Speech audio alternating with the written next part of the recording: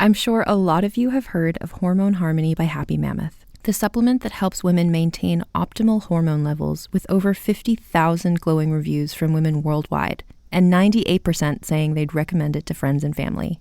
Well, now you can take those results even further by pairing it with their prebiotic collagen protein. It helps to relieve occasional bloating and gas, reduce sugar cravings, and help you feel satisfied longer, as well as boost energy and help stabilize mood swings. Because your gut directly affects your hormones, improving gut health can actually help your hormone harmony results, so you can feel like yourself again. Happy Mammoth is dedicated to making women's lives easier, and that means using only science-backed ingredients that have been proven to work for women. They make no compromise when it comes to quality, and it shows. Right now, you can try prebiotic collagen protein and hormone harmony risk-free and get 15% off your entire first order with code HAPPYME at checkout. That's code HAPPYME at happymammoth.com to get 15% off your entire first order. New Vitamin Water Zero Sugar Pineapple Passion Fruit is packed with vitamins, just like the amount of peas we packed in that sentence. It's packed like your tote bag, the one you stole from your ex, or your overpriced half a studio apartment, or extra rushed rush hour traffic. Packed like your calendar, triple booked at 5, of course. Grab a vitamin water. Did we mention it's packed with vitamins? This episode is also available as a video if you would like to see my facial expressions as well as listen to my voice. This is available to anyone who's a member of my Patreon at the $6 a month level. And also, if you would prefer to listen to this episode with just no ads at all, but my voice, that's available to people who join my Patreon at the $1 a month level. You can do either option by going to patreon.com/AnnFosterWriter. The link is also in this episode description. Enjoy!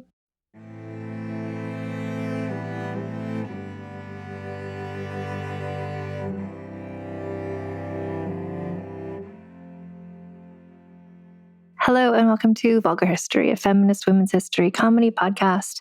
My name is Ann Foster and this is Marie Antoinette month. And we're in the midst of telling the story of Marie Antoinette herself. Over the past few weeks, we've talked about some of her friends. We've talked about her mom. Last week, we got into the story of our girl herself. And today we're going to be continuing that, Marie Antoinette, part 2. My references for this episode, and I recommend each and every one of these books if you want to dig more into it, because there's only so much I can say in a podcast format. So In the Shadow of the Empress, The Defiant Lives of Maria Theresa, Mother of Marie Antoinette and Her Daughters, that's all the title, by Nancy Goldstone, as well as the text. Kind of everyone agrees this is kind of the Marie Antoinette biography to get the overarching story of her life itself in a sympathetic way. Marie Antoinette, The Journey by Antonia Fraser. And I also consulted Queen of Fashion, What Marie Antoinette Wore to the Revolution by Caroline Weber, as well as Marie Antoinette, Teen Queen to Guillotine by Melanie Burrows. That's a book that's coming out, I think, in October next month. And I was fortunate enough to get an early copy of it. And I really appreciated being able to consult all these books and to crunch all the information together to try and make it into a chronological story for me to share with all of you. So because it's been a minute, for some of you, a week since we had our last Marie Antoinette episode previously on, here's what you missed on Vulgar History, Marie Antoinette. So Marie Antoinette, age 14, left behind her entire Austrian identity to move to Versailles to marry the Dauphin of France, whose name was Louis Auguste. He was the Duke of Berry. People called him Barry, and I'm going to continue to call him Barry just to tell him apart from all the other people called Louis in this story. She did not realize when she arrived in Versailles that almost everybody there hated her and that it was this kind of cult without a leader since the king was just checked out and playing golf all the time. Hateration Nation comprised a lot of people who she met and who she thought she should have been able to trust, like her aunts, like her husband's brothers, like her husband's cousin, like the ladies in waiting. Kind of everyone hated her before they even met her because they hated the idea of her because she was Austrian. And a lot of people in France didn't trust Austria. And also because a lot of people were worried that the power that they had, being sort of tangentially close to the king, would maybe be threatened by her because maybe she would become close to the king. None of this was her fault. And she didn't realize at first how many people hated her and were pulling mean tricks on her. And then they got married. She was 14, Barry was 15. They didn't know how sex works. We'll talk about that in this episode some more. And so they have still not, at the point that we're in this episode, 4 years into their marriage, consummated their marriage because they don't know how sex works. Marie Antoinette worked out her frustration at all of this, being surrounded by haters, at having nobody she can trust, at feeling like a failure at what she had been sent there to do, which was to like have children by this person. She learned how to horseback ride. She started wearing pants. She kind of had the idea that if she couldn't get power by being the mother of the future king of France, she would get power by just kind of cosplaying as Louis XIV, the previous much beloved king of France. Meanwhile, she and Barry got to visit Paris for the first time. And just like in so many shows, Sex and the City, Emily in Paris, The Hills, The Summer I Turned Pretty, like Paris is the place for a young woman to go to really find herself. And she loved it there, and everyone there loved her at this point. So even though the bitches at Versailles were comprised hateration nation, the common people in Paris were like really excited to see her and to see Barry, including even the market ladies presented her a bouquet of produce. Marie Antoinette was like, wow, this is great. They all like me personally as a person. That's not true. She didn't know that yet, but bless her heart. She's young and we have retrospect now, but people were just really excited to see new hot young royals because everyone hated the king so much. And so again, the same way that hateration nation hated Marie Antoinette because of what she represented, the people of Paris loved her because of what she represented. None of this was about who she really was or what she actually represented. We ended our episode last time with the death of Golf King Louis XV. Marie Antoinette and Barry sobbing on the floor, praying, saying, we're too young, we can't be king and queen. And that's where we left off. And I'm going to backtrack a little bit so we can appreciate more about the context in which Marie Antoinette became Queen of France. And to do so, we need to talk a bit about Barry's cousin, Philippe, the Duke of Orleans, who we mentioned last time. And he's becoming a main player. So on this podcast, that means he gets a cute nickname. So his name is Philippe, and we're going to call him Ryan Philippi, which millennials will know as Reese Witherspoon's ex-husband and co-star in the movie Cruel Intentions. And that's how you pronounce his name. It looks like it's pronounced Ryan Philippe, but it's pronounced Ryan Philippi. And our Ryan Philippi, honestly, just picture Ryan Philippi from Cruel Intentions, because that's kind of the vibe. He's a womanizer. He's a fuckboy. We mentioned him before. He was pals with the Princess de Lamballe's husband. They used to like to go to orgies together and stuff. So Ryan Philippi was part of the French royal family. So there was Louis XIV, who was the Sun King. He was the one who invented Versailles. He had a brother called also Ryan Philippi. And so our Ryan Philippi is the descendant of Louis XIV's brother. So he's like a cousin to the French royal family, which makes him called a prince of the blood. And what this also meant is that in terms of the line of succession, so Barry is going to become king, Louis XVI.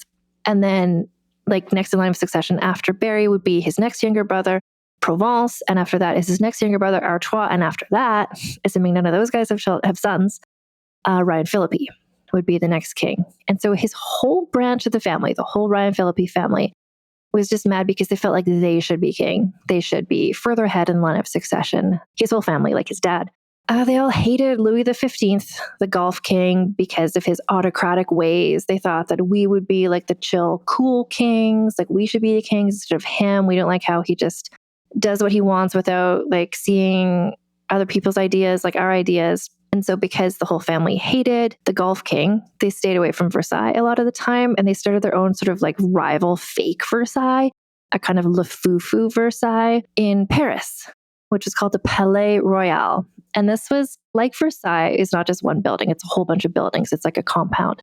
So the Palais Royal is kind of like a big mall area that is like, there's a place where they live, and they host events there, but also there's like a marketplace and there's a street and there's shops and cafes, and it's all in the Champs-Élysées, and anybody can go there anytime, which also anybody could go to Versailles anytime. It was strangely open to the public constantly, but the Palais Royal was open to the public and in Paris, so more people would kind of go there. And so the Ryan Philippi family had sort of liberal adjacent politics in the sense of, they didn't support Louis XV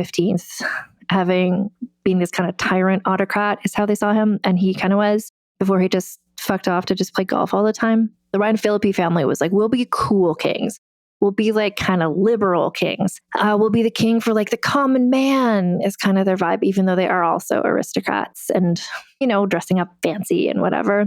And so the people in Paris liked them because they could hang out in their mall and because these guys are kind of cosplaying as being like real working class type guys. So yeah, anyone could go to their mall, the Palais Royal, and just hang out, like wander around like gardens, visit the shops. There's cafes, there's like gambling spots, bookstores. It was also a popular place for sex workers to hang out there. And the Paris Opera was also there. The Paris Opera is a place where very rich, influential people would go. So the Palais Royal is like anyone could hang out there of any kind of class, really. And it was sort of a place where the highborn people and the lowborn people were all kind of in the same place at the same time, which is kind of unusual for France at this time. So Ryan Phillippe, remember, fuckboy of the world, he had a wife, because everyone in this story is married, even though they're fucking other people. His wife is named Louise. And so Louise, we've kind of talked about before in the Princess de Lamballe episode, because Louise is the sister of Princess of Lamballe's dead fuckboy husband. So Louise is sister-in-laws with Princess Lamballe. And if you recall, the Prince of Lamballe, the dead fuckboy husband, his family was super rich. And when he died, Princess of Lamballe, his widow, who was like 19 or something, became the wealthiest woman in all of France with this cool father-in-law who supported her always. Louise also inherited a lot of money. So that's part of the reason why Ryan Phillippe married her. And so he neglected his wife, obviously, because he sucks. And Louise is just like, well, what's a girl to do? Well, I'm here in the Ryan Phillippe Mall area, and I'm just going to go hang out in the shops. I'm going to like go try on some dresses and just like become a fashion girly, which is what she did. So in the Palais Royal, there's like fashion stores, and there's also nearby Rue Saint-Honoré. There's also lots of boutiques you can go to get your like literal couture. That's where it's invented. And so she was just like, Louise is like, I'm super rich. I have nothing to do. So I'm just going to like get really into fashion. So she was considered the most stylish woman of the era. And while shopping one day, Louise is just like checking out the shops, and she found a shop called the Grand Mogul, named after kind of Asia, because sort of Asian influence was trendy at this time. The Grand Mogul is owned by a fashion designer / entrepreneur named Rose Bertin, who made the most amazing outfits. Louise was just like, never seen outfits this good. I'm going to wear these outfits like Rose Bertin. Like, look at what you're doing. She's like, it's hard to say. I don't know who's like a real fashion designer who's a celebrity right now. It feels like fashion stylists are kind of more celebrities than fashion designers. But Rose Bertin is just like, her store, like she will make you a dress to your specifications. You choose your fabric, you choose your design, and she will do it up. But her store also sells other stuff like hats and ribbons and accessories and stuff. So she's kind of like, it's all in one, all in the shop. She becomes, I draw from this well a lot, but I feel like the most well-known fashion like consultant advisor person these days is La Roche, who works with Zendaya for her outfits. And it's at that level. Rose Bertin is just like, she's got fingers on the pulse. She knows what's going to be cool before it's cool. She's making trends. She's setting trends. And Louise is like her muse at this point. So we'll talk a bit about Rose Bertin because she's going to be another important character in this whole story. So at this point, what are we in, 1774? So Rose Bertin is like in her early 20s. She's an up-and-coming young Gen Z. She's from Picardy, and she's not noble or royal or aristocratic at all. She's just like a girl with a, thimble and a dream. And so at the time in Paris, I think in all of France, the law said that the only people who could set up like fashion stores and like make clothes were only men who were members of this like guild of sewers and the wives of those men. And Rose Bertin, unmarried, not a man, is just like, well, you know what? I'm just going to do this and fuck that law. And her store was so good. Everyone's like, that's cool. You can stay. Like, we'll allow this. So her shop, again, the Grand Mogul, sold kind of everything. Her store was really successful because she had such a good eye for choosing fabric. She had really good suppliers. The dresses and the hats and everything were so just like, her aesthetic is like Lady Gaga mixed with Chappell Roan. It's like extravaganza, maximalist, just like eye-catching, cutting edge. at first when you see some of the stuff, you're like, well, that's weird. But then you're like, but it's also beautiful. And so she just had this great eye for everything. She was described. So the store was really big. It was like how we would probably imagine like a department store or something today. And she would just lay back on this like chaise lounge and just be like, you should try that dress on. You should try that dress on. And everyone's like, okay, because you get it. Like she set the aesthetic, just this young woman from Picardy. And so she's setting these trends. And when I personally, before I started researching the series, when I thought about Marie Antoinette, I would picture her kind of like the big bouffant hair, the really big, like sidewaysy hoop skirt. Like that's kind of the aesthetic that I imagine most with Marie Antoinette. And Rose Bertin is a person who kind of invented or popularized that aesthetic, specifically the poof. So the poof.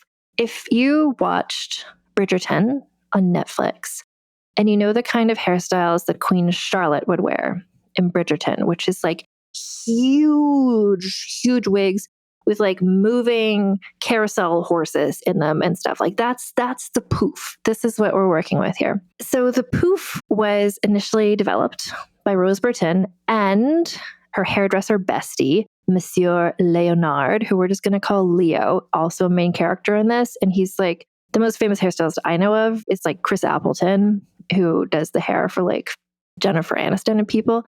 So Leo and Rose are just like, they're the like glam squad of the era. And so together, their powers combined to create the poof hairstyle / fashion moment.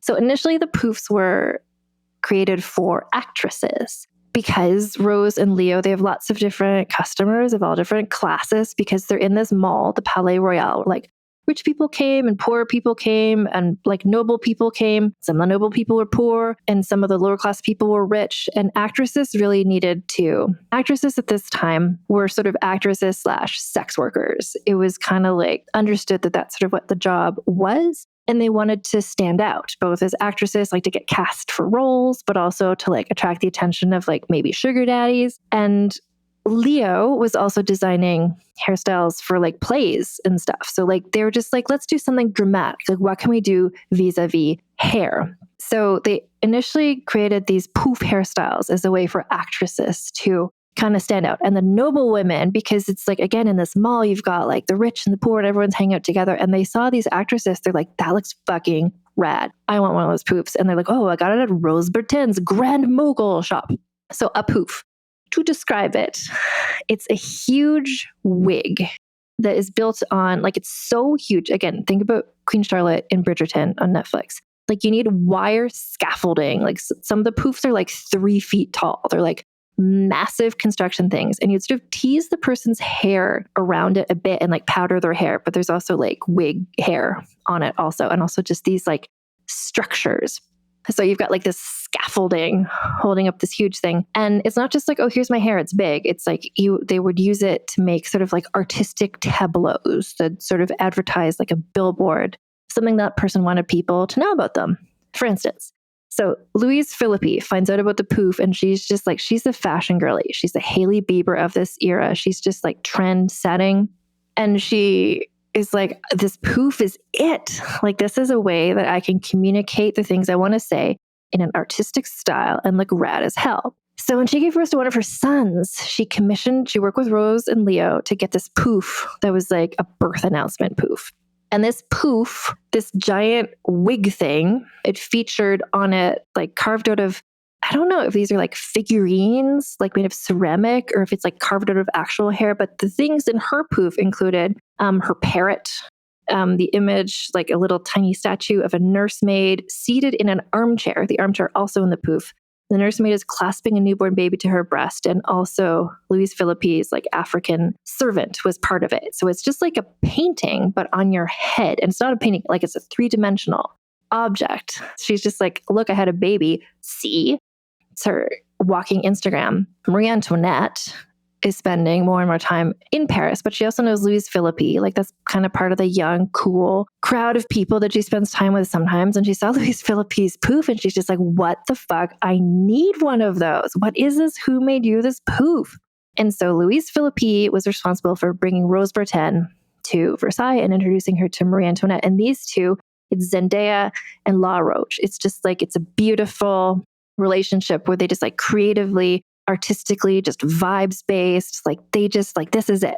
These two are going to work together really well. And Marie Antoinette was just like, I'm all in on the poof. I love it. Like, let's have a poof moment. I'm in my poof era. So she just like got right into it. So we're getting caught up to where we ended last week's episode, which was the death of Golf King Louis XV. Marie Antoinette commissioned a mourning poof. So it's like a giant, 3-foot tall wig structure covered in like black velvet ribbons that are used for mourning officially, trimmed with a black veil and topped with a crescent moon. This is a way that Marie Antoinette, it's like when there's official mourning at Versailles, it's like everyone has to wear black. And there's like, of course, specific rules about it because everything at Versailles has specific rules. But she's like, I'm following the rules. And also I look fabulous as fuck. And I'm the queen and I'm in mourning. And if you'll recall, what Golf King Louis XV died of was smallpox, a strong supporting character in this series of episodes as well. And you may also, I'll remind you that a whole lot of people in Marie Antoinette's family had died of smallpox all in a row, and or gotten smallpox, and or gotten disfigured by smallpox, and or just their health suffered by smallpox. Like her mother was suffering from like long smallpox. Her sister Elizabeth's like face was disfigured to the point that she couldn't even arrange a marriage anymore. One of her sisters died of it. 2 of her sister-in-laws died of it. Marie Antoinette was just like, fuck smallpox. And in Austria, where Marie Antoinette is from, there was the whole inoculation thing, which if you want to like get a deep dive in that, I did an episode back in 2020 when I was doing some like pandemic specials about how the concept of inoculation spread throughout Western Europe. And it came from the Ottoman Empire, and the Ottoman Empire, who had some women there who were from like Eastern Europe, and they had figured out this thing called variolation, which is someone has smallpox and you would just take like some pus from one of their sores and then you like scratch a person who doesn't have smallpox and put the pus in that person. And then it's sort of like by exposing them to a controlled small amount of smallpox, it made them immune to smallpox usually. And there's also a thing called, I don't know if it's all called inoculation or variolation, but coming out of the UK, there was the concept. Edward Jenner was the person who popularized it, where milkmaids were found who spend a lot of time with cows. Cows get a disease called cowpox, which is similar to smallpox. And the milkmaids never got smallpox. So Edward Jenner was like, oh, so if we expose people, instead of like scratching them and putting in smallpox, if we expose them to cowpox, maybe they'll be. This is what's happening. And this is the backbone and foundation of today's vaccination. Anyway, Marie Antoinette was just like, oh my gosh, smallpox. Like the king died of smallpox. Everybody in Versailles had to like flee because they didn't want to all get smallpox and potentially die or get disfigured. And Marie Antoinette is just like, you guys, why don't we just get inoculated like we do in Austria? She herself had had smallpox, I think, when she was like a young girl. So she was basically immune. Her husband, Barry, was not immune. And so Marie Antoinette is just like, can we just get you inoculated, please? And this was Hater Nation. The people who hated her and Austrians were just like, oh no, like the king, like, please don't do this, Barry. She's an evil Austrian whore. This is going to kill you. It's some sort of poison. But like this disease had just killed his father and made him be the king. And Marie Antoinette is just like, how about we make you be immune to this horrific disease? And Barry's like, okay, I'll do it. And so he did get inoculated and he survived. And Marie Antoinette could be like, told you so. This is a safe thing to do. And how did she celebrate her triumph? At being right and convincing her husband, the king, to get inoculated with a poof. The poof, l'inoculation, the inoculation poof. So this is like a huge, scaffolding structure wig that features all the emblems of inoculation, which included a serpent, which is associated with the Greek god of medicine. The serpent on this poof is twined around an olive tree. The olive tree represents wisdom. Behind the olive tree in the poof beams a great golden sun, which is a nod to her and also to Barry's ancestor, the joint ancestor, Louis XIV, the Sun King. So this is kind of like a promise that the glory of the Sun King had returned to France through Marie Antoinette and Barry and this new scientific thing, inoculation. So Poof Nation just took off. Once Marie Antoinette started wearing the poof, then everybody's wearing the poof in Versailles, but also in Paris. It's a nation all under one poof. So the poofs that other women were wearing, at this time, everyone's excited. Even though Hater Nation is there doing their best to spread pamphlets and stuff against Marie Antoinette. Most of the people, the cultural vibe in Paris is, oh, thank God, the Golf King is dead. We like Marie Antoinette and Barry. Let's celebrate them. This is the restoration of like having good kings again. It's just like Louis XIV. And so the poofs that women wore were to celebrate Marie Antoinette. So they were designed to pay homage. So for instance, a popular poof theme the Rose Bertin was selling was a cornucopia, which, is like the big horn of plenty, like you have at Thanksgiving or at the Hunger Games. And so the cornucopia-shaped poof symbolized the prosperous future that awaited France under the new king and queen. And Marie Antoinette also, she won some more brownie points among people because when she became queen, there had been a tradition where the queen would usually be paid a certain financial gift, which would come from a tithe or a tax that the poor people of France who were starving would all have to pay to give her a gift of money. And she was just like, it's fine. I have money. You don't need to give this to me. And everyone's like, oh, she's so generous. We love her. She's so great. So it took about a year from the time that they were named king and queen until there was actually the coronation. And I assume that's just partially because of like quarantining for smallpox and just because like Golf King Louis XV died suddenly and unexpectedly. So it takes time to plan a big event like this. Think about planning a wedding. This is even more elaborate than that. So June 1775, a little over the year, like a year and a month after the death of Louis XV, Barry is crowned in Reims Cathedral in Reims, which is a place about 145 kilometers outside of Paris, which I just want to note that distance because this is the furthest Barry had ever been anywhere. Like he had spent time almost all of his life in Versailles. He went to Paris sometimes, and Reims, this is like the furthest he's ever been, the most he's ever traveled. And so, there's a big thing. It's a big event. Like he's wearing his cloak. And then there's a big part of the ceremony where the crown of Charlemagne, who is like the OG king of France, kind of this huge old gold crown. All the princes of the blood are there. Ryan, Philippi, all the guys. And they kind of make a circle, sort of like in the end part of the Cat's Eye Gap ad. They make a circle all around Barry. And then they like jointly put this crown on his head because the crown is really heavy and one person can't do it. And when the crown was put on his head, poor little Barry, if you recall, our neurodivergent king was heard to say, the crown is hurting me. I'm sure it was. And also psychologically.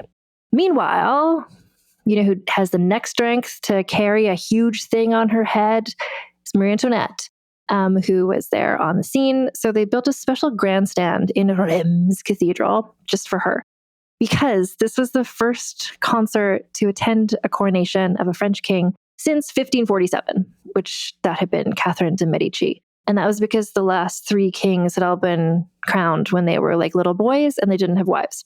And then they all ruled for a really long time, which is how you have only three kings between 1547 and 1775, I guess.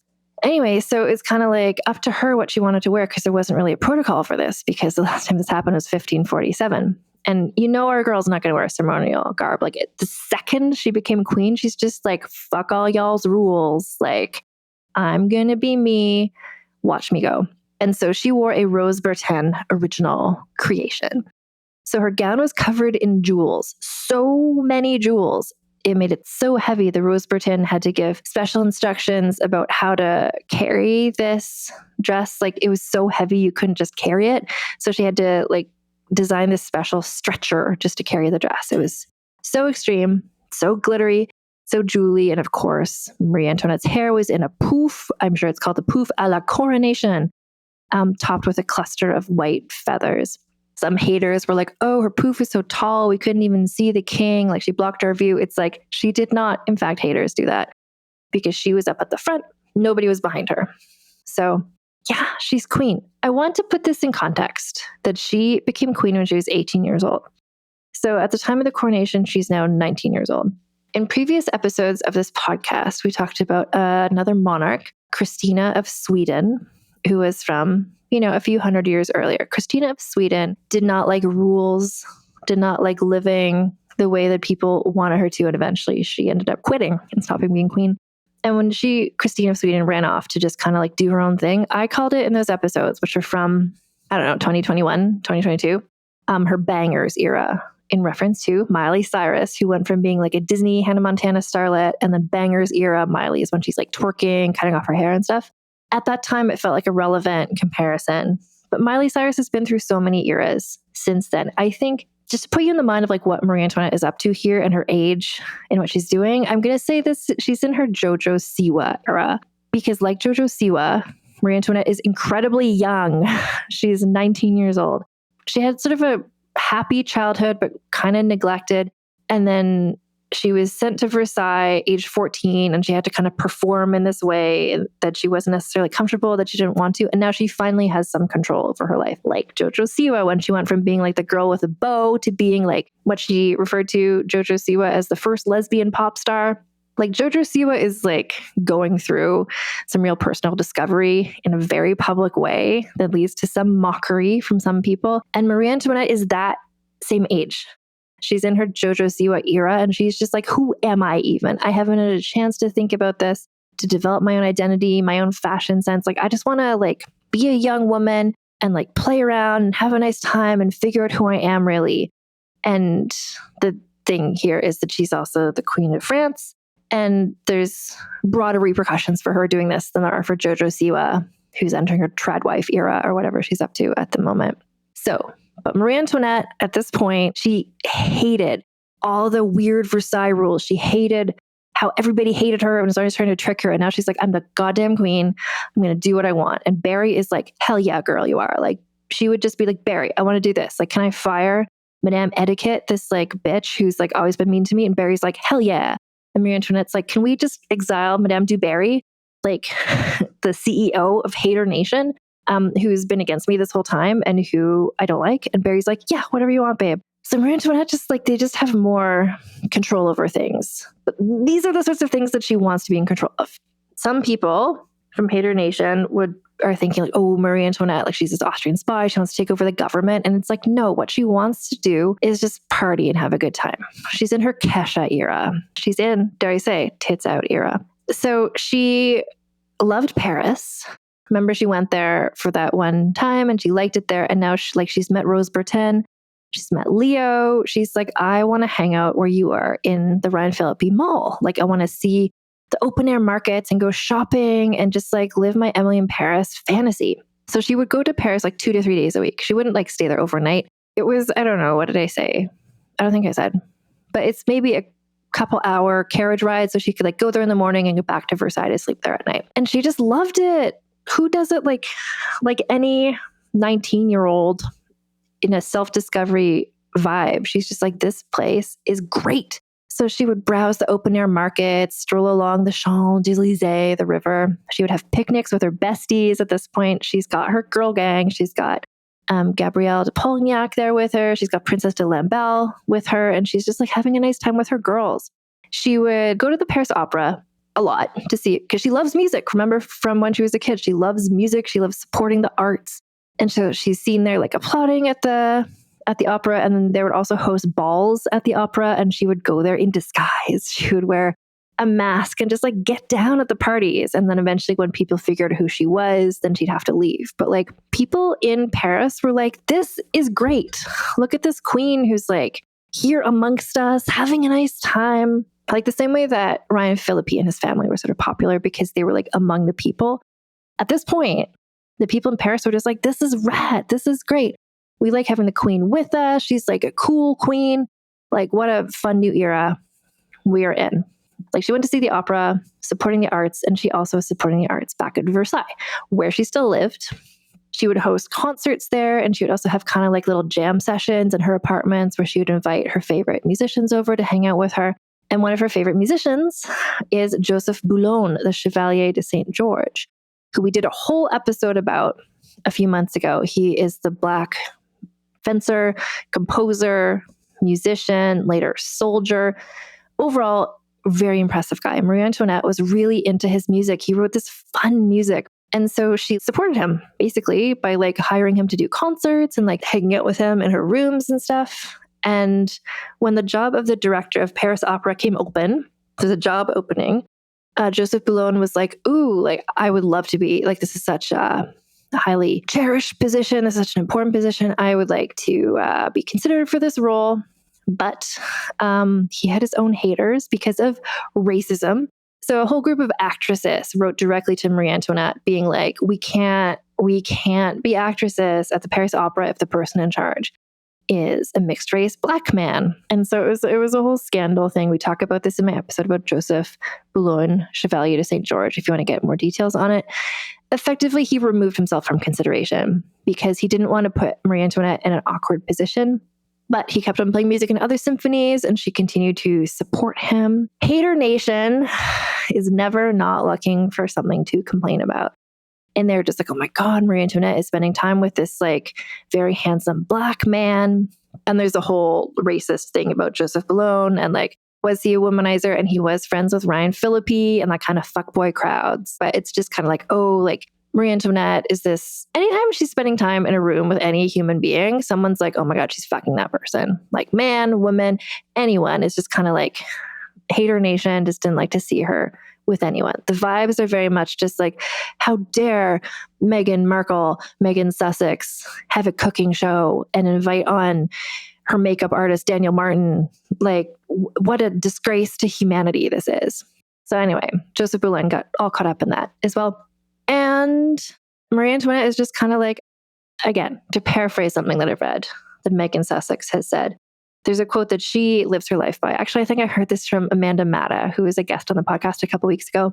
But it's like, you put praise and you put hatred, it all goes down the same drain. Just like, you do you, babe. Like, just do what you're going to do. Haters going to hate. That's quoting someone else. She's just going to shake it off, is what Marie Antoinette is up to. Because she's the goddamn queen. And she's just like in her Jojo Siwa era. Like, again, I really want to emphasize how young this person is. She is at this point maybe 20 years old. Like, contemporarily, a 20-year-old in America, not allowed to legally drink alcohol, can't rent a car. And she's this little baby in charge of everything, just like having a nice time. The vibes are, again, with Jojo Siwa, but also any child star. I'm thinking about like Justin Bieber now, just like somebody when you're so young and you have access to so many resources to just like really engage with what interests you, with your hobbies. And everyone around you is just being like, yeah, girl, yeah. Like, it's hard to mature in a similar way to other people. Like, she came to Versailles age 14 and then she's kind of trapped. So by the time she becomes queen when she's 18, like, I think she's still psychologically, maturity-wise, really similar to that 14-year-old girl. And she was a young 14-year-old girl. She like played with dolls. So now she's 19, 20 years old, Queen of France. And she's just like, I just want to have fun. I just want to have fun again in my life. She's also like seemingly everybody in France and like all of Western Europe in this time period, a huge fan of the philosopher Jean-Jacques Rousseau. And Rousseau has come up quite a bit. If you listen to our episodes about French Revolution era, you'll know I'm not a fan. His whole thing, Rousseau, is he was from a lower class family. He did not get much formal education. And so he was kind of like, we should not have class divisions. It should be a meritocracy where people like I, Rousseau, can have more opportunities than I have, which is like fair point, makes sense. And like everybody should be treated the same and there shouldn't be any class divisions. And it's like, okay. And he's like, and also we should all just be back to our traditional roots as like human animals, which he read stuff like John Smith, who was from not only a character in the Disney movie Pocahontas, but also real history. He was the colonizing guy who got all up in the business of the girl who we know as Pocahontas. Her real name was Matoka. I did an episode about that a while ago. So John Smith and people like him went to America and Canada and just were like, wow, look at these like indigenous people. And they misrepresented how they were living. And they're like, look at how like simple, quote unquote, simple their lives are. We should be like that too. We should all just like vibe with nature and like be among gardens and trees and like just everything should be like how it was. But for him, part of that simple quote unquote life was like women should stay home and just breastfeed babies all the time. And like everyone, this was kind of a huge deal that he said that women should breastfeed because at this time, like rich people, women didn't breastfeed. Because it was seen as like that's a thing that peasants do, but also breastfeeding, as maybe you know, has some contraceptive properties. And like this is a Catholic country and they wanted women to have lots of babies. Anyway, Rousseau's whole thing, it's like multifaceted, problematic in many ways. What Marie Antoinette took from it was like, let's be in nature more. And that's a nice thing. So she wanted to simplify her life. I think she was living, like, Versailles was so restrictive to her. Like, the clothing was so restrictive. And every day she had to do the same things. And she hated all of those things. And if you recall from her girlhood, like, she's an ADHD coded girly. Like, she likes variety. She likes excitement. She wants to just like have a nice time and explore what life has to offer. So she's just like all up in Rousseau at this point. She's like super into Rousseau. She and her friends went to like visit his grave and stuff. She's just like such a fangirl for him. She loves this whole vibe. She loves the whole back to nature thing. And she's like, you know what? Inspired by Rousseau, I would like to stay up and watch the sunrise and just like experience the like beauty of the world. It's a real, like, again, the age that she is, like, you know, just like a girl who's just like backpacking and like she takes like ayahuasca. She's like going to Coachella. She's just like, let's just like, isn't nature beautiful? So she's like, let's stay up. She told her friends, like, let's just stay up and watch the sunrise. That would just be like a sweet thing to do, to just like be in nature. And so in the gardens behind the palace, she had her ladies in waiting with her. She had other like chaperones with her. There was lots of people there to monitor this. And I mention that because shortly after, one of the first like really anti-Marie Antoinette pamphlets that came out was claiming that this had been an orgy and everybody, they were all just like having sex in the bushes together. So this was the first really major anti-Marie Antoinette pamphlet. And I do want to mention that there's going to be a lot of anti-Marie Antoinette pamphlets coming up in this episode. And these were not just like a thing that people in Paris were like, oh, I feel like this, let's just write this. Like, these were being paid for by Hater Nation.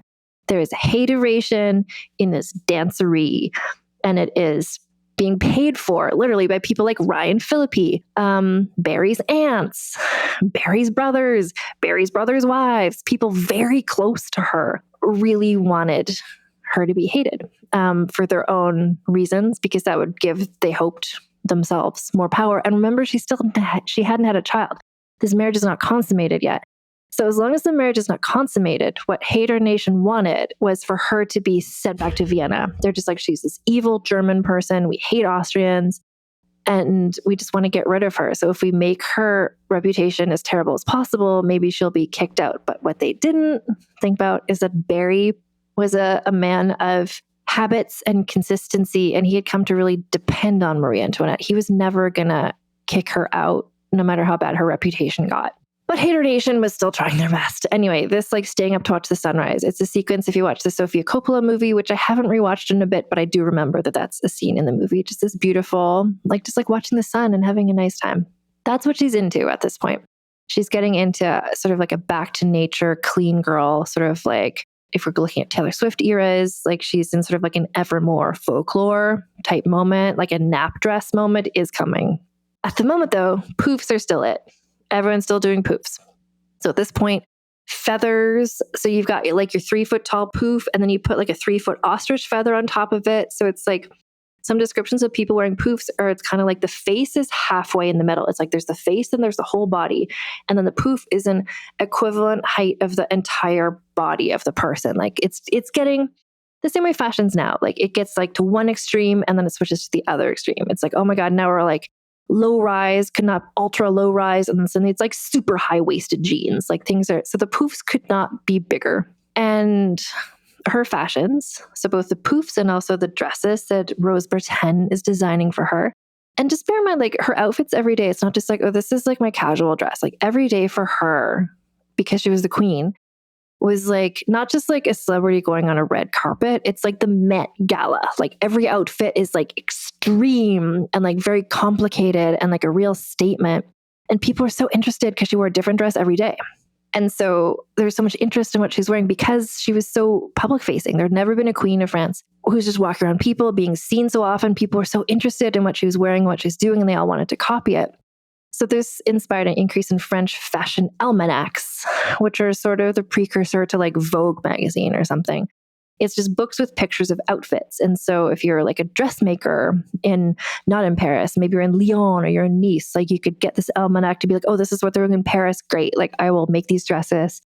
And aristocratic ladies would look at the almanacs and be like, oh, that's what they're wearing. I want to wear those dresses. And the drawings, like the face of all the people And these almanacs looked a lot like Marie Antoinette, who we talked about last time, has this really distinctive profile. She has this like long nose. She has this pouty lower lip. Like she is distinctive looking. And she's at this point still being popularly celebrated for her fashion. And then these almanacs, like these are expensive things. Only like rich people, rich women could get their hands on them. But then poor people were able to get like pirated versions of them or just like copies of some of the pages or something. So the drawings of these outfits were just going everywhere. Like this is kind of the invention of our current fashion cycle, the current influencer cycle. Like this is the first time that what one woman was wearing was so powerful and was copied so much and was discussed so much. And she had really made fashion not her hobby, but like her main job. Like she was introducing a new fashion almost every day.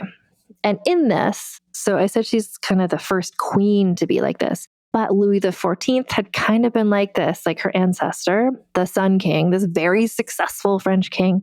He had also favored like maximalist outfits, a new outfit every day. He wore huge wigs. At one point, he had on call 40 wig makers. I don't know how many wig makers Marie Antoinette had. I think she got them all from Leo and Rose Bertin, and I'm sure they had a lot of people on staff. But like what she was doing was not unprecedented in terms of like French royals. It was unprecedented in terms of French royal women, especially French royal wives, because, you listened to the episode last week, I presume, but just to recap what we said there a bit, is that there used to be, until this couple, there's the French king, there was the queen, and then the king had a mistress, and the mistress was the fashion person. The queen was just kind of like, no one ever really saw her much. She would just kind of like be like, look, I had a new baby. Okay, bye. Like she would just kind of hang out and be with the children and like overseeing their education and stuff. The mistresses were the ones who were like coming to parties and wearing outfits and setting the trends and like really showing like, look how much money the king has spent on me. So this is the first time a queen had ever really done this, had ever been this like fashion girly. Also, bear in mind, at this point, Marie Antoinette and Barry had still not yet consummated their marriage. He also, as much as some of Hater Nation thought she was this like Austrian spy who's like influencing him with her like shadow cabinet, they thought that like her and Rose Bertin were like a secret like women second government who were actually in charge of everything. Barry didn't listen to her advice about politics. Remember, he'd had that tutor who was like, Austrian women, don't trust them, they're all bitches. So Barry didn't listen to her about that. Like he liked having her around for like emotional support, but they were not having sex. They were not becoming parents. She was not influencing his politics. And she knew that Hater Nation's goal was to like have her exiled from the kingdom. So she had to be like, I need to present myself as more powerful than I am. So she was presenting herself with the poofs and with the big dresses as literally larger than life. This gave the impression that she was much more powerful than she really was. And it kind of, in a way, made her more powerful because people thought that she was. Because by showing that she had enough money to get these outfits and to get the poofs, it showed that Barry was willing to spend all this money on her the way that other kings had spent so much money on mistresses. And it's like, well, why would he spend so much money on her if he didn't really value her and her judgment? So it's sort of like, I read a bunch of different biographies and people have different takes on this. And this point of view was really from Carolyn Weber in her book, Queen of Fashion. And it vibes with me. It makes sense to me that Marie Antoinette there are people who are like, oh, she's so frivolous. All she cares about is fashion and these outfits. But like what Carolyn Weber advocates in her book is that Marie Antoinette was so powerless. Like if she had children, then she would be the mother of the next king, or she would have a role that people understood. But because they hadn't consummated their marriage, and maybe, I don't know if things would have been different if they had consummated the marriage and it turns out that they were infertile as a couple, but that wasn't the situation. She had to make herself look powerful somehow.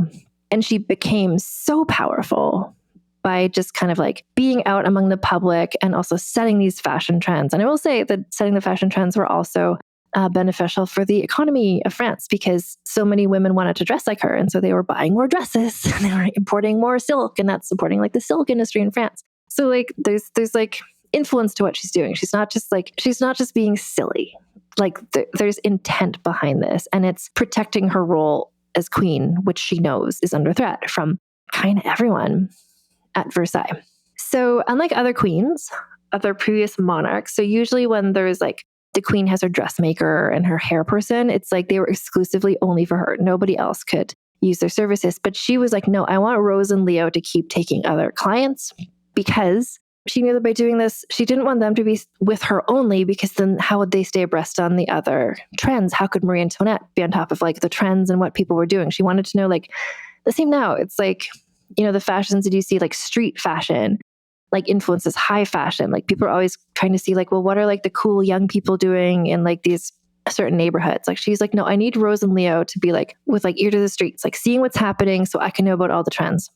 And that would mean that her outfits would never be passé. She would never get stale. And this was beneficial to Rose and Leo, because if you were like the people who are making the outfits for Marie Antoinette, like the most influential fashion girly, everybody wants to come to them and have them do their hair and make their poofs and get their dresses from them. Rose Bertin also was allowed to sell knockoffs of Marie Antoinette's own outfit. So she was like Shein of the era. She would make like a beautiful, extremely expensive, like wild, like Lady Gaga Chapel Roan outfit. And then 2 weeks later, and it had to be at least 2 weeks later, she would then have like a cheaper knockoff version that other people could get so they could dress like Marie Antoinette.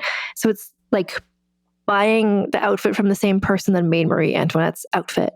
And that was the rule that Marie Antoinette had implemented with her. She's like, you can't sell the knockoffs until at least 2 weeks after I wore it. So she has to have 2 weeks of being like, I am inventing this trend. And after 2 weeks, other people can get it. But that's how quickly like the styles and the fashions were changing that she was implementing. Meanwhile, zooming out from Marie Antoinette and what's she up to? France, the country, is hugely in debt and lots of people are starving. So the country is hugely in debt. And one of the reasons that they were having trouble paying off their debt is that the nobility and the clergy were exempt from paying taxes. The only people who paid taxes were like the third estate, which is like everybody else. So like middle class people, working class people, poor people were the only people paying taxes. So to pay off this debt, their taxes kept increasing versus just like implementing taxes for like the rich people, which is similar to conversations happening today. So the poor people were getting even more poor because their tax bills were increasing to try and pay off the national debt. And then, so the year that Marie Antoinette and Barry became king and queen, 1774, like that's when the Golf King died, there had been a really harsh, snowy winter, which led to a grain shortage, which led to an era or an event called the Flour Wars, Flour, not like flour, like you wear in your hair, but flour like you cook with. The Flour Wars, people were starving because there was a grain shortage because the crops have been bad. And bread is really important to people in France, as we've talked about in previous episodes. If you're poor, like this is your only source of sustenance. So the Flour Wars, 5,000 people came to Versailles. Remember, it's like it took Marie Antoinette, like an hour or two in a carriage to get there. So people came from Paris to Versailles, 5,000 of them. They charged the gates because they believed that the royals had a secret stockpile of grain and bread. And they wanted to go and get it because they're starving. And they mistrust the monarchy. Good reasons. What the government did in response, so again, it's 5,000 people coming to Versailles looking for secret bread. The government responded with 25,000 troops, so 20,000 more troops than people. Many of the instigators of that Flour War were hanged, and this response was seen as overkill, literally. And people were really upset about it. It was just kind of like, we're poor and starving and they're killing us. So people were upset about the government / the monarchy, who were very much like hand in hand, or that's how they were seen. And so they met. People who were mad about this. A meeting place for these people who were mad was Ryan Phillippe's Mall, which is a place where poorer people and richer people could all hang out. And Ryan Philippe was just like, yes, yes. Like he fueled their rage. He was like, you're right. They are terrible. Maybe I should be the king. He wanted Marie Antoinette and Barry to be removed from power. So he knew that people were talking like this at his mall. And he's like, just like gassing them up, like to be like, you're right. Yeah, we should be mad about this. So after the Flour Wars, Marie Antoinette kept doing what she was doing because she didn't know that there was like a vibe shift. And she still came to Paris to like go to parties and like go shopping and like hang out and have picnics. But these visits started to be seen by the people of Paris as not so much like a charming, like, isn't it cool to see our queen around us? Part of the reason why they were mad was because they knew, so her giant poof hairstyles, so they were colored gray. Like when you think gray or white, like when you picture, at least in my head, Marie Antoinette or people from this era with these wigs on, like you picture the hair as gray or white because it's been powdered. And the powder that they used was flour. So when the mob was going to Versailles, like we think they have a secret stash of flour, they kind of did, that they used for like hairstyling purposes. So people saw her in these outfits. They're starving, and she's, her hair is colored white with flour, the grain that they need to prevent them from starving. So you can understand why they're a little bit mad about that. And her outfits were so whimsical. They're just like silly and fun. And that's just like not reading the room. That's not the vibe. People were like, she should be concerned about more serious matters. And you don't know what someone's thinking about, but it's like the way that she was dressing made it seem like she was only there for a good time. She wasn't thinking about anything serious. So we need to talk about Let Them Eat Cake. It is still widely believed that when Marie Antoinette heard that people were starving, because there's no bread, that she said, oh, let them eat cake, which is kind of an example of somebody being clueless and not really understanding that if you are too poor to get bread, you also can't get cake. She did not say that. Even if she had said that, the haters would have written about it, but the haters didn't write about it. So the first time somebody reported that Marie Antoinette had said this was 50 years after she died. So knowing how much the haters were paying attention to everything she said, if she had said that when she was alive, they would have reported it, one would think. Furthermore, the phrase let them eat cake was actually, that's how it's translated. But in French, it's like let them eat brioche. Brioche is like a really rich sort of egg bread.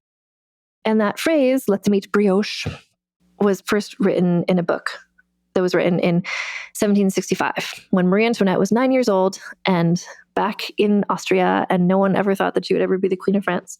So the book itself is the Confessions by Jean-Jacques Rousseau. And he just says, here's a quote from his book, translated. I remembered the last report of a great princess who, when told that the peasants had no bread, replied, then let them eat brioche. So in 1765, he's like, I once heard someone tell me that a princess said this. And later on, it just like, I can see why 50 years after she died, it would be connected because like the flour in the hair, the poofs kind of look like a cake. The people were starving. They might have imagined she would say this, but just for the record, she didn't. She didn't say this. So the vibe shift is happening. And it's partially because of what she's doing, which is this fashion stuff, the poof stuff, hanging out in Paris. But it's also the slow, insidious work of Hateration Nation and their pamphlets and their gossip. It's all sort of coming together. Like her behavior seems to confirm what the haters have been saying all along, which is that she sucks. So she might have been inspired by Louis XIV, the Sun King, to like express the glory of the French monarchy with her outfits, to like live up to the expectation of the monarchy as being this like fabulous, larger than life thing. And that's why you should respect them and stuff. But people, because of all these reasons I've said, largely because of Hater Nation and their pamphlets, and people started to see her as like, she's dressing this way, not for the glory of the monarchy or for the glory of France, but it's like, she's just promoting her own beauty. This is just her own vanity. So her look started to be interpreted in this way. And there was kind of nobody around her to tell her to maybe like chill out on the poofs for a minute. And this is because she had been so repressed for so long, and she fired and or cut off everybody who used to tell her what to do. Like Madame Etiquette was long gone. The aunts, the aunties, she had figured out that they were bitches and she was no longer spending time with them. Other people who were in her orbit, like Ryan Phillippe and his wife Louise, were not going to be like, you should maybe chill out on the poofs for a minute. Like society hates you, because Ryan Phillippe wanted society to hate her because then he could maybe take over and be the king. One person who did try to intervene to be like, this is not going over well, girl. Like maybe go and like stay out of the public for a bit, was Ambassador Mercy. You remember him? He's still around. He was her mother's ambassador, and he kind of was like the go-between between her and her mom, but she just avoided him because she knew that he would tell her things she didn't want to hear. And that's what she's doing right now. Meanwhile, Barry is the king. He's not doing well because he's not suited to that job. Not everybody is. I wouldn't be, and he was not. So remember, he was like weeping and praying on the floor when he found out that he was going to be the king. He's like, I'm not ready. I'm too young. Both things were true. So after the Golf King died, Barry was presented with his grandfather's private papers, and he just like spent all night just like going through them, being like hoping that there's like a how to be a king for dummies instruction or something there. Because his Louis XV just died suddenly. Like there was no succession planning. Not that there had been in the first place, because he was just playing golf all the time. Anyway, so what Barry found among these papers was like a 10-year-old document, like an already out-of-date document that was recommending candidates for who should be the chief minister, who would be kind of the person who is in charge of things, like just second to the king.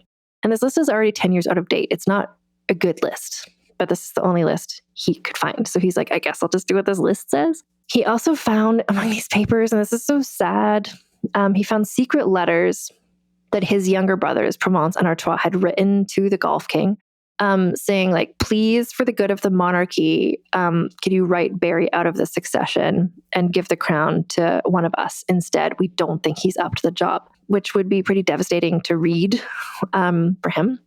Other people knew that he was not up to this job. Like he'd not been trained for this job. He didn't have the personality traits that would be successful in this job. He had just, all he was like the oldest surviving son of his father. And he was an indecisive person. He got easily overwhelmed. He couldn't make decisions quickly. Just the things that you need in a king in general were not strengths that he had. And what you need in a king in a country that's in massive debt and in various wars and the population wants to revolt against you, he super didn't have those qualities. But he's like, well, this is my job. And the one quality he had was taking it all very seriously. But yeah, so many people knew he wasn't up to this job. Ambassador Mercy even wrote to Maria Theresa that Marie Antoinette should assume the authority that Barry will never exercise, because like at least she can make decisions. At least she is not paralyzed with indecision and procrastination all the time. He further wrote Mercy, it would be the greatest danger to the state and also to the whole system of government if the power were assumed by Barry. So lots of people knew this wasn't the move, but this was the law. He was the oldest son and he wasn't going to step down because he was a person who did what he was told. And so he is the king now. And he's just like, I'm going to work on this and I'm going to get good at this. And so, yeah, after consulting this like out of date 10 years old list, he's like, okay, well, I'll do what this list says. And as my chief minister, I'm going to choose this one person. And already he's like the first decision he was going to make as king, his aunts, who he still trusted, even though Marie Antoinette didn't anymore. And now for a quick advertising break. Everyone's talking these days about weight loss medication, but fewer people are talking about how hard they are to access. That's because hers is changing that with transparent pricing, expert care, and a personalized plan that's actually built and priced for where you're at. Hers is transforming women's healthcare by providing access to affordable weight loss treatment plans.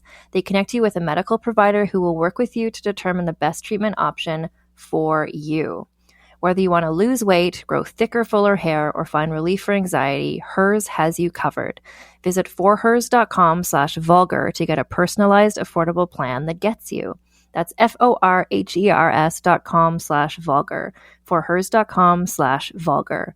Weight loss by Hers is not available everywhere. Compounded products are not approved or reviewed for safety, effectiveness, or quality by the FDA. Prescription required. See website for full details, important safety information, and restrictions. Actual price depends on product and plan purchased. You chose to hit play on this podcast today. Smart choice. Progressive loves to help people make smart choices. That's why they offer a tool called Auto Quote Explorer that allows you to compare your Progressive car insurance quote with rates from other companies. So you save time on the research and can enjoy savings when you choose the best rate for you. Give it a try after this episode at progressive.com. Progressive Casualty Insurance Company and Affiliates. Not available in all states or situations. Prices vary based on how you buy. This podcast you're listening to, it was once just a dream. A dream that became reality not by accident, but because someone decided not to let the what ifs keep them from creating something they believed in. Starting your own business is a dream lots of us share, but too many let it remain just a dream. Don't hold yourself back from creating what you believe in, and turn those what ifs into why nots with Shopify by your side. Shopify is the commerce platform behind millions of businesses around the world, and 10% of all e-commerce in the US, from household names like Mattel and Gymshark to brands just getting started. What if I can't design a website? Shopify's got you with beautiful, ready-to-go templates to match your brand's style. What if I need a hand? Get help with everyday tasks like enhancing product images, writing product descriptions, or generating discount codes with Shopify's AI tools created for commerce. What if people haven't heard about my brand? Shopify helps you find your customers with easy-to-run email and social media campaigns. And what if I get stuck? Shopify's always around to share advice with their award-winning 24/7 customer support. So turn those dreams into and give them the best shot at success with Shopify. Sign up for your $1 per month trial and start selling today at shopify.com/realm. Go to shopify.com/realm. Shopify.com/realm. Summer really lends itself to a minimal effort, maximum impact makeup look. When it comes to looking and feeling your best, especially in the August heat, sometimes less is more. And when you're working with fewer products, you want the quality to be high, which is why Thrive Cosmetics is your go-to for a simple, clean, and radiant summer look. Every product is 100% vegan, cruelty-free, and made with clean, skin-loving ingredients that work with your skin, not against it. One of my favorite Less is More products is their Brilliant Eye Brightener.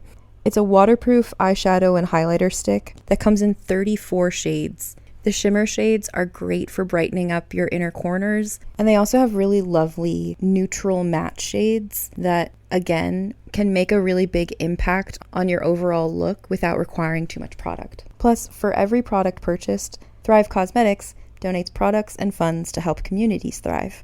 And with over $150 million in product and cash donations to over 600 giving partners, your purchase directly fuels real impact. Maximize your look with minimal effort. Go to thrivecosmetics.com/thrive for an exclusive offer of 20% off your first order.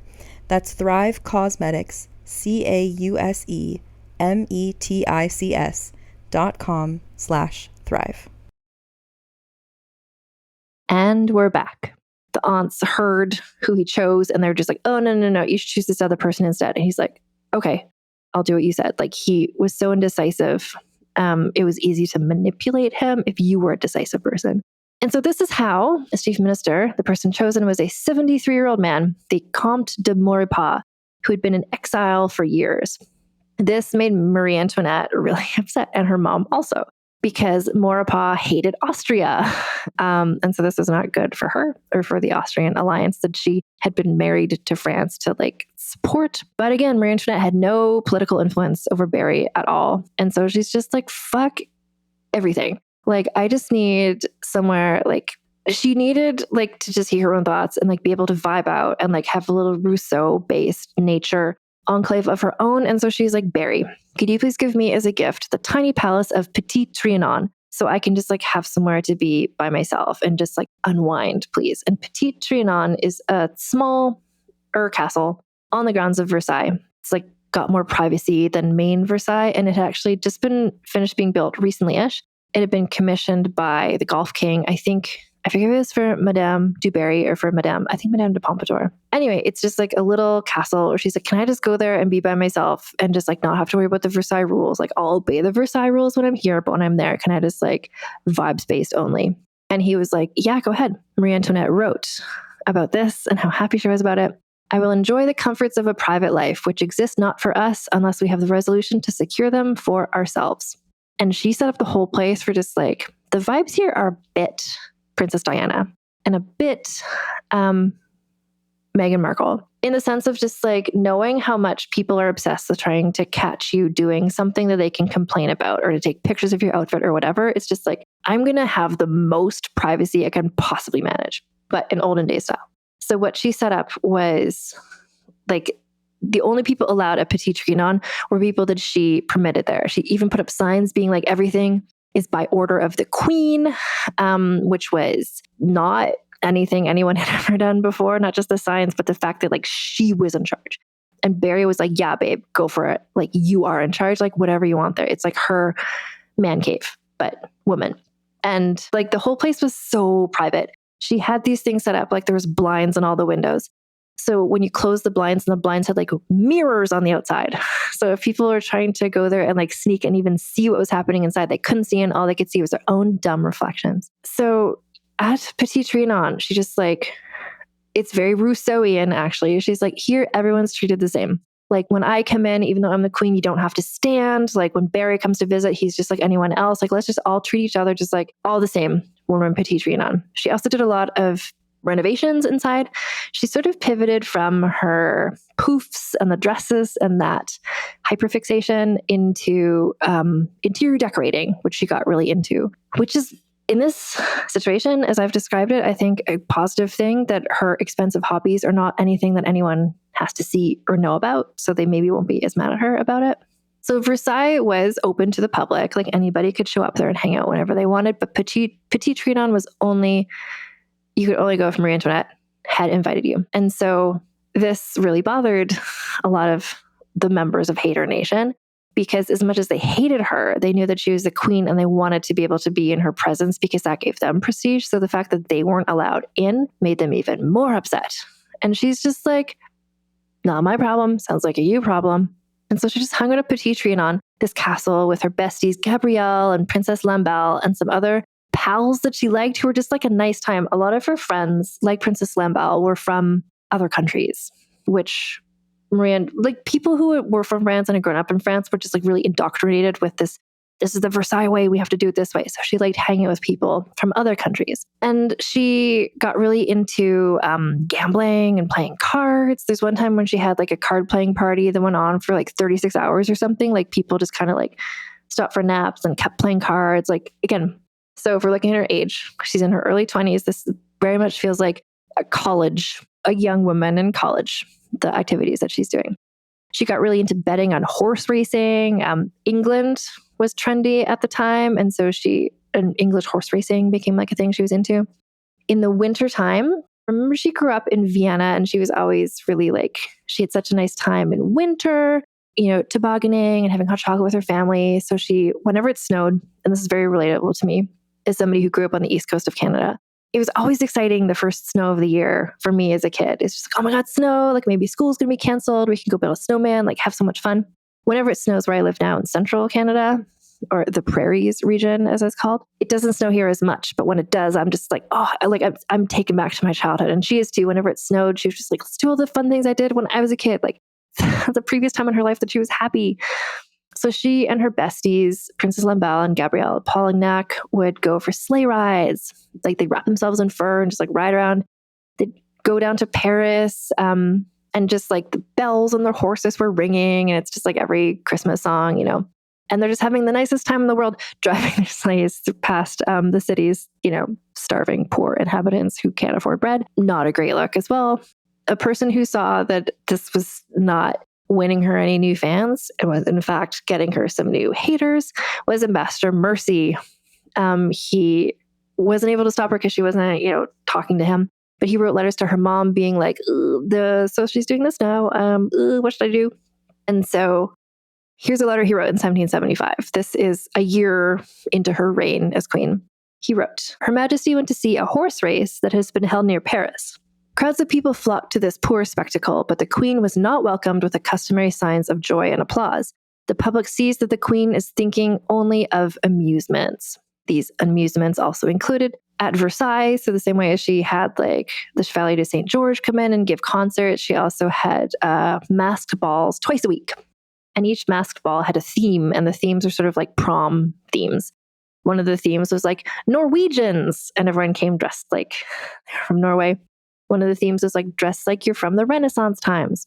And this is interesting because Barry would sometimes come to the parties, not always, he's an introvert, but he did come to that party. He liked history. Like history was a big interest of him. And he came dressed as the previous French king, Henry IV. And she came dressed not as Henry IV's wife, but as his powerful mistress, Gabrielle d'Estrées, which is interesting.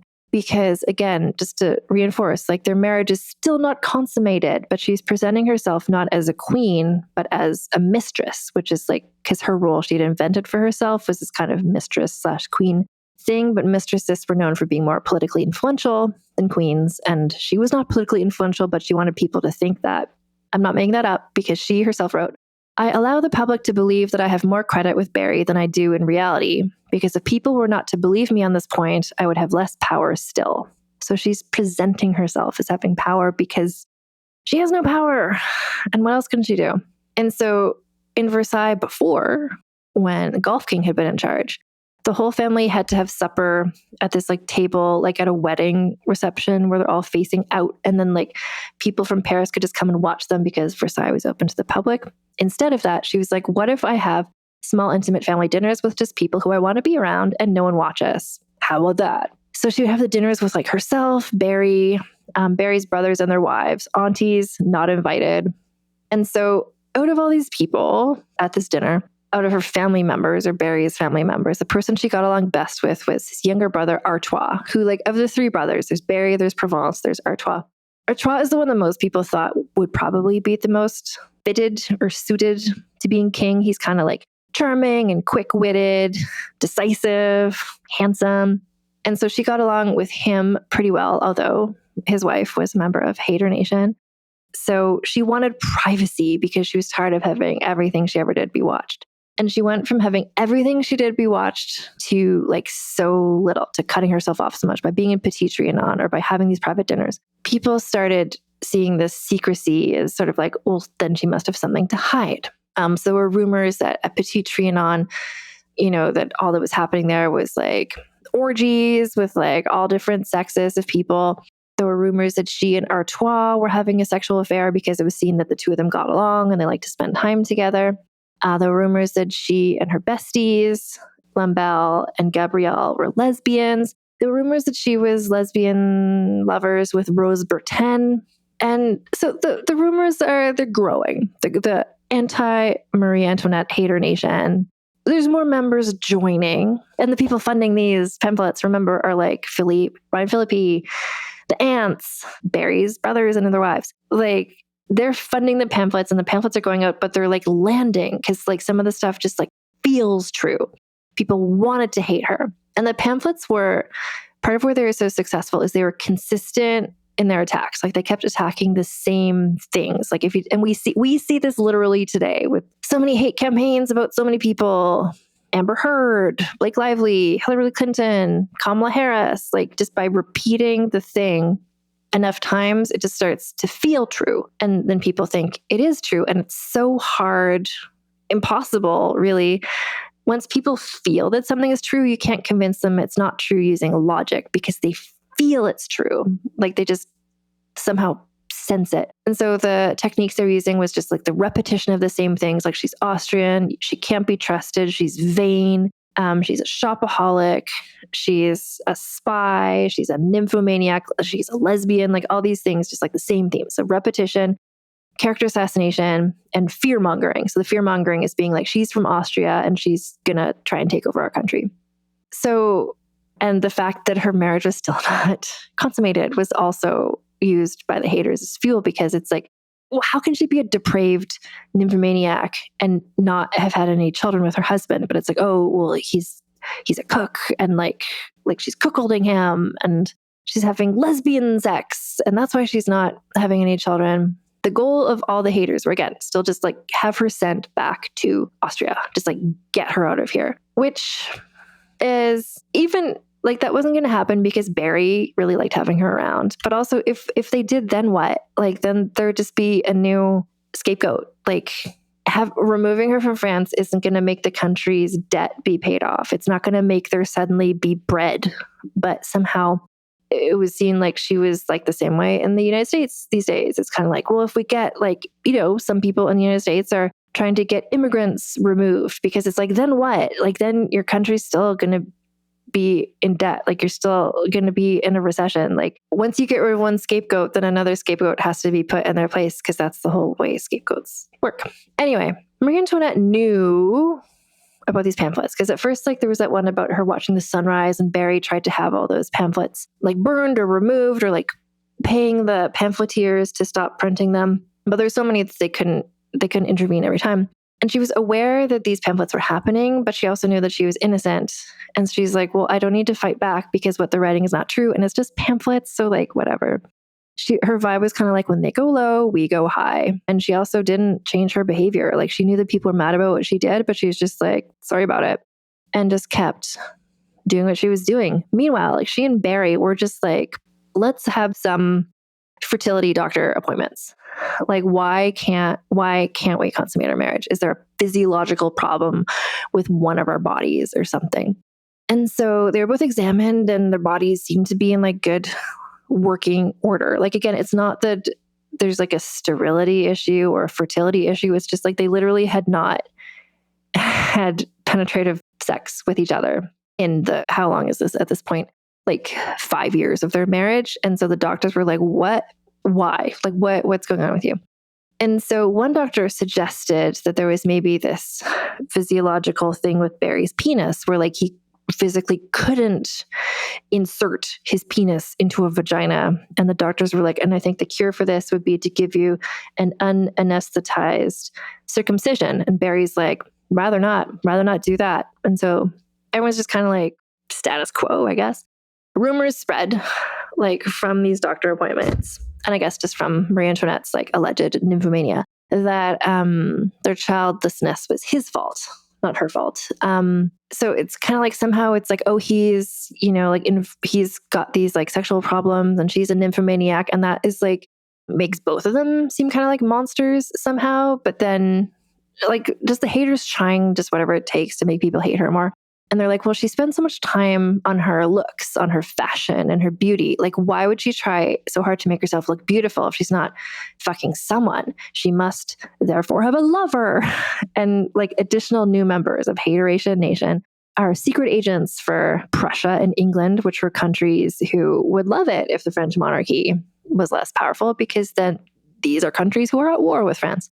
And then even some enterprising pamphlet makers, they heard that Barry had paid off that other guy to stop printing the pamphlet. They're like, ooh, if we just print stuff that's like unflattering about the queen, maybe we will also make money by being paid off. So people are just doing it purely for financial gain. It's similar to, I keep bringing this up, but it's like such a modern day similar equivalency. Like clickbait headlines about, I don't know, Sydney Sweeney or about Meghan Markle. Like, people know that those articles are going to get clicks, and that is how media sources get money. So it's like, the more monstrous you make somebody seem, the more people are either people going to read it and believe it, or people going to read it and get mad about it. But either way, they're talking about your pamphlet, and that's making you some money. So there's big money in being a hater at this point.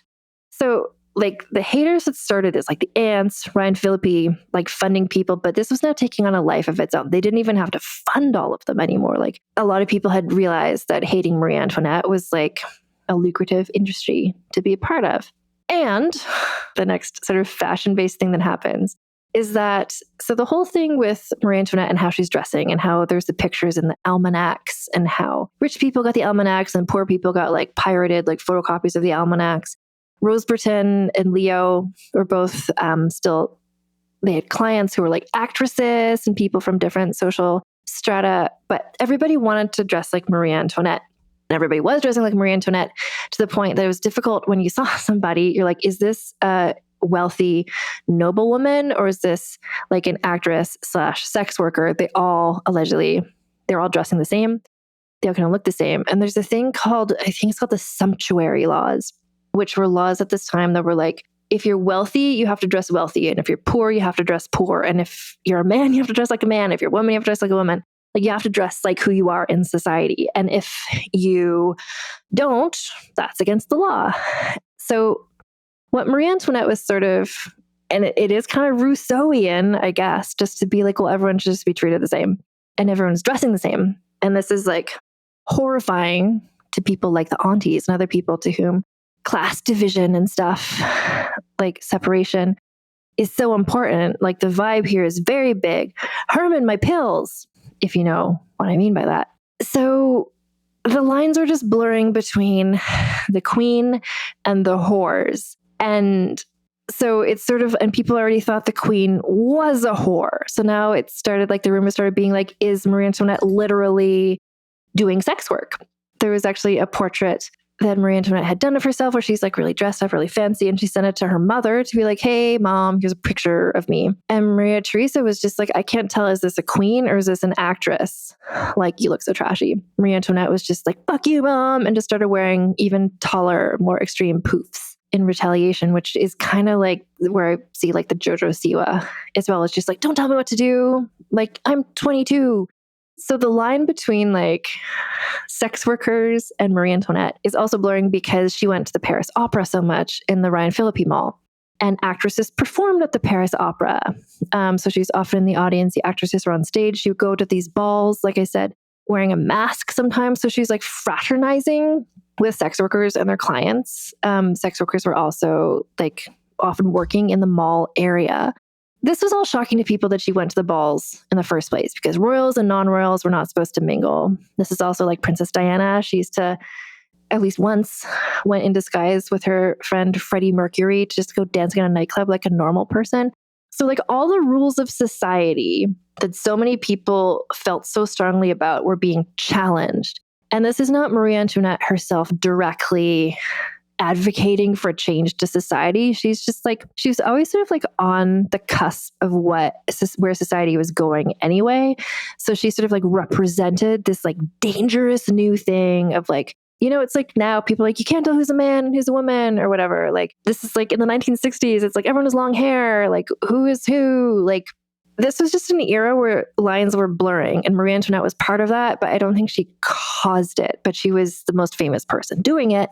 And because she was the queen, she kind of became sort of like the face of like cultural change. And also because she was like a childless woman, that was sort of seen as these kind of Rousseau ideals are like, there should be a man and a wife and the wife should stay home and watch the children. And she's just this like single, like Carrie Bradshaw, like Sex and the City era, and just like that era, just like going out and like dancing and having a nice time. And it's just like, what is this? Like women shouldn't be doing this. So one of the other reasons why Marie Antoinette started being widely believed to be literally a whore is because Barry was not often with her when she went out in public because he liked to stay home with his lathe and do his like locksmithing work. And he was being the king and he didn't like crowds. He got like easily overwhelmed. So the fact that she was out by herself also made it seem kind of like if she was with her husband, maybe people would be less judgmental, but she was by herself or with her ladies or with her male friends. And that's where everyone's like, oh, I guess she's fucking everybody. I just want to throw this in here as well. I mentioned before in one of the, I think last week's episode, I would love it. This is not an expectation, but if someone is doing this anyway, please let me know how many past episode people are mentioned in these Marie Antoinette episodes because she overlaps with so many people. And she's about to overlap with another one, which is the Chevalier d'Eon, who is a beloved, iconic figure on this podcast. The genderqueer soldier / fencer. I did an episode about her. You can find that if you scroll through Vulgar History in your podcast app. So the Chevalier d'Eon, I can't describe their whole deal in just a few minutes in a Marie Antoinette episode. Basically, just know this is a gender bending person. This is a person who lives sometimes as a man and sometimes as a woman. And this was the era, like around 1775, 1776, when Chevalier d'Eon was just returned to Versailles for the first time to live as a woman. And actually, Marie Antoinette was just like, I love this. I love your vibe. I love gender bending. Like she herself, remember Marie Antoinette wore pants. People were like, oh, pants. What's a man and what's a woman? So she was just like excited to meet Chevalier d'Eon. She got Rose Bertin on hand. Rose Bertin was seen having dinner with Chevalier d'Eon. Rose Bertin like made an outfit for Chevalier d'Eon for her like grand debut as a woman at Versailles, which also led to rumors that Marie Antoinette, because of the gender bending of it all, like that Rose Bertin was seen with Chevalier d'Eon. Rose Bertin spent so much time with Marie Antoinette. It's just like they're all lesbians. Like people didn't know what they were talking about, but they all knew they were suspicious and worried about it. Marie Antoinette found d'Eon delightful. She publicly praised her as what she phrased as the female knight commander of my regiment of white skirts, which was her just kind of being like, I don't know, like she was not literally saying like, d'Eon, like, please be the commander of an army of women, but hate her nation. But like she said, there's an army of women. They're all lesbians. Whatever. People just like to hate. And now, which brings us to 1777. Over in America, revolutionary things are happening. People in France were really hype about it. So they had been like English horse racing was really trendy. Now like American patriotism is really trendy in France. So 1776, America, there was the Declaration of Independence, which is when around the same time, the Americans sent Benjamin Franklin to Paris to try and convince the French government / monarchy to like support their side of the American Revolution, the like American side. This was the era when Lafayette, the Marquis de Lafayette, who we did an episode about, you can scroll back and find that, mark it on your little sheets as well. Lafayette wanted to go to America and fight, and then snuck off to do so anyway. All this is happening. We're 3 years into the reign of Barry and Marie Antoinette. And Maria Theresa over in the Holy Roman Empire / Austria. So she's co-emperor with her son Joseph, who's Marie Antoinette's brother. And she's like, Joseph, why don't you just like go to Versailles and like see what the fuck is Marie Antoinette doing? Literally, what the fuck is happening over there? Like, what is she doing with these poofs, with the pants? Why isn't she pregnant yet? Like, so they'd been king and queen for 3 years, Barry and Marie Antoinette. They'd been married for 7 years. They're both, so let me see. She's 21, he's 22. Yeah, so Joseph was set there basically to do an intervention. And he's kind of one of maybe the only person who can, because Marie Antoinette didn't have to listen to anybody else because she was queen. Barry didn't have to listen to anyone because he was king. But Joseph is like the Holy Roman Emperor. So that's like the one person at their level who they like have to listen to. So he, because there's just not enough whimsy in this story, Joseph arrives in Versailles. He likes to travel incognito badly. So he is like, hello, I'm an ordinary citizen named Count Falkenstein. Everyone's like, you're clearly Joseph, the Holy Roman Emperor. But he's like, no, I'm Count Falkenstein. I love this detail. Anyway, he showed up and like, say what you will about him as emperor. And I did in the Marie Antoinette episode. He was bad at it. He like pretty quickly figured out what was going on and was like, here's what's going on. Like he just met everybody and was like, oh, okay. So Joseph figured out what's going on. Who's doing what? He's like, oh, the aunties, they're bitches. Like, Ryan Phillippe, he sucks. So he's just kind of like, okay, like you, in terms of like who has the qualities to be the leader of a major nation state, he's got more emotional intelligence than Barry, I would say. And so he was just like, okay, got it. Like, I see why these two haven't consummated their marriage. It's because Barry is weak-minded and an idiot, is what he wrote to Marie Theresa. He's like, got it. He's an idiot. Let's figure this out. So he stayed in Versailles for 6 weeks, and during which time he was able to have a conversation with Barry where they just spoke very frankly about the birds and the bees. And so Joseph was also like a scientific-minded person, like Barry was. So he was able to explain things in a way that Barry could understand. And I'll just let you know what's been going on if you've been wondering. So Barry and Marie Antoinette were not having intercourse in a procreatively useful way. At first, they didn't know what to do at all, or they were too shy or too embarrassed or something. What they had been doing for several years when they did happen to try to have sex is that Barry would have an erection. He would insert his erect penis into Marie Antoinette, keep it there, neither of them moving, and then he would remove the penis and then go into another room, and then that's where he would come. So Joseph is like, oh, okay, well, here's what I recommend. When you put the penis in, move around a little bit and keep moving around until you come inside of her. And Barry's like, oh, wow, no one ever told me that. I'll try that. Thank you so much. And so August 30th, 1777, 7 years into their marriage, Marie Antoinette wrote to her mother, quote, "This is the happiest moment. It has been 8 days now since my marriage has been consummated. The test has been repeated yesterday even more completely than the first time." And within a year of this intervention, Marie Antoinette was pregnant. Her pregnancy announcement, I don't know if she was into poofs at this time or not, but anyway, the pregnancy announcement occurred almost simultaneously to the news that France officially recognized America as its own country, separate from Great Britain. And so again, like American Revolution, really trendy in Paris and at Versailles. So Marie Antoinette was just like, everyone's hype about it because like it means it was a loss for Britain, and France and Britain had been enemies for a long time, even though they like English horse racing had been popular there for a minute. So Marie Antoinette invited Benjamin Franklin to one of her card parties and invited him to stand behind her chair, which was a great honor. I don't know if that meant he would like look at the cards she had, or anyway, that was an honor that he was granted.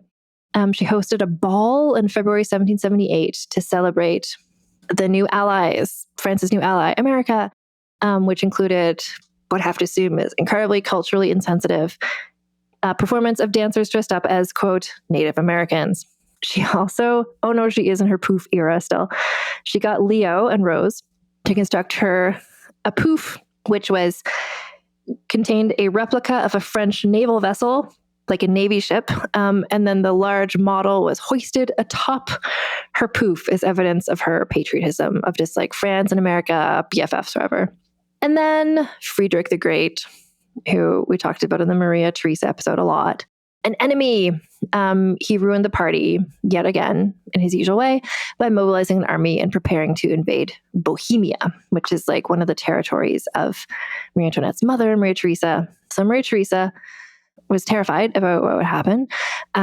And so she bombarded Marie Antoinette and Ambassador Mercy with like letters saying like, Marie Antoinette, please use your influence with the king to convince the French to support Austria in this, to get France to send money and troops to help Joseph.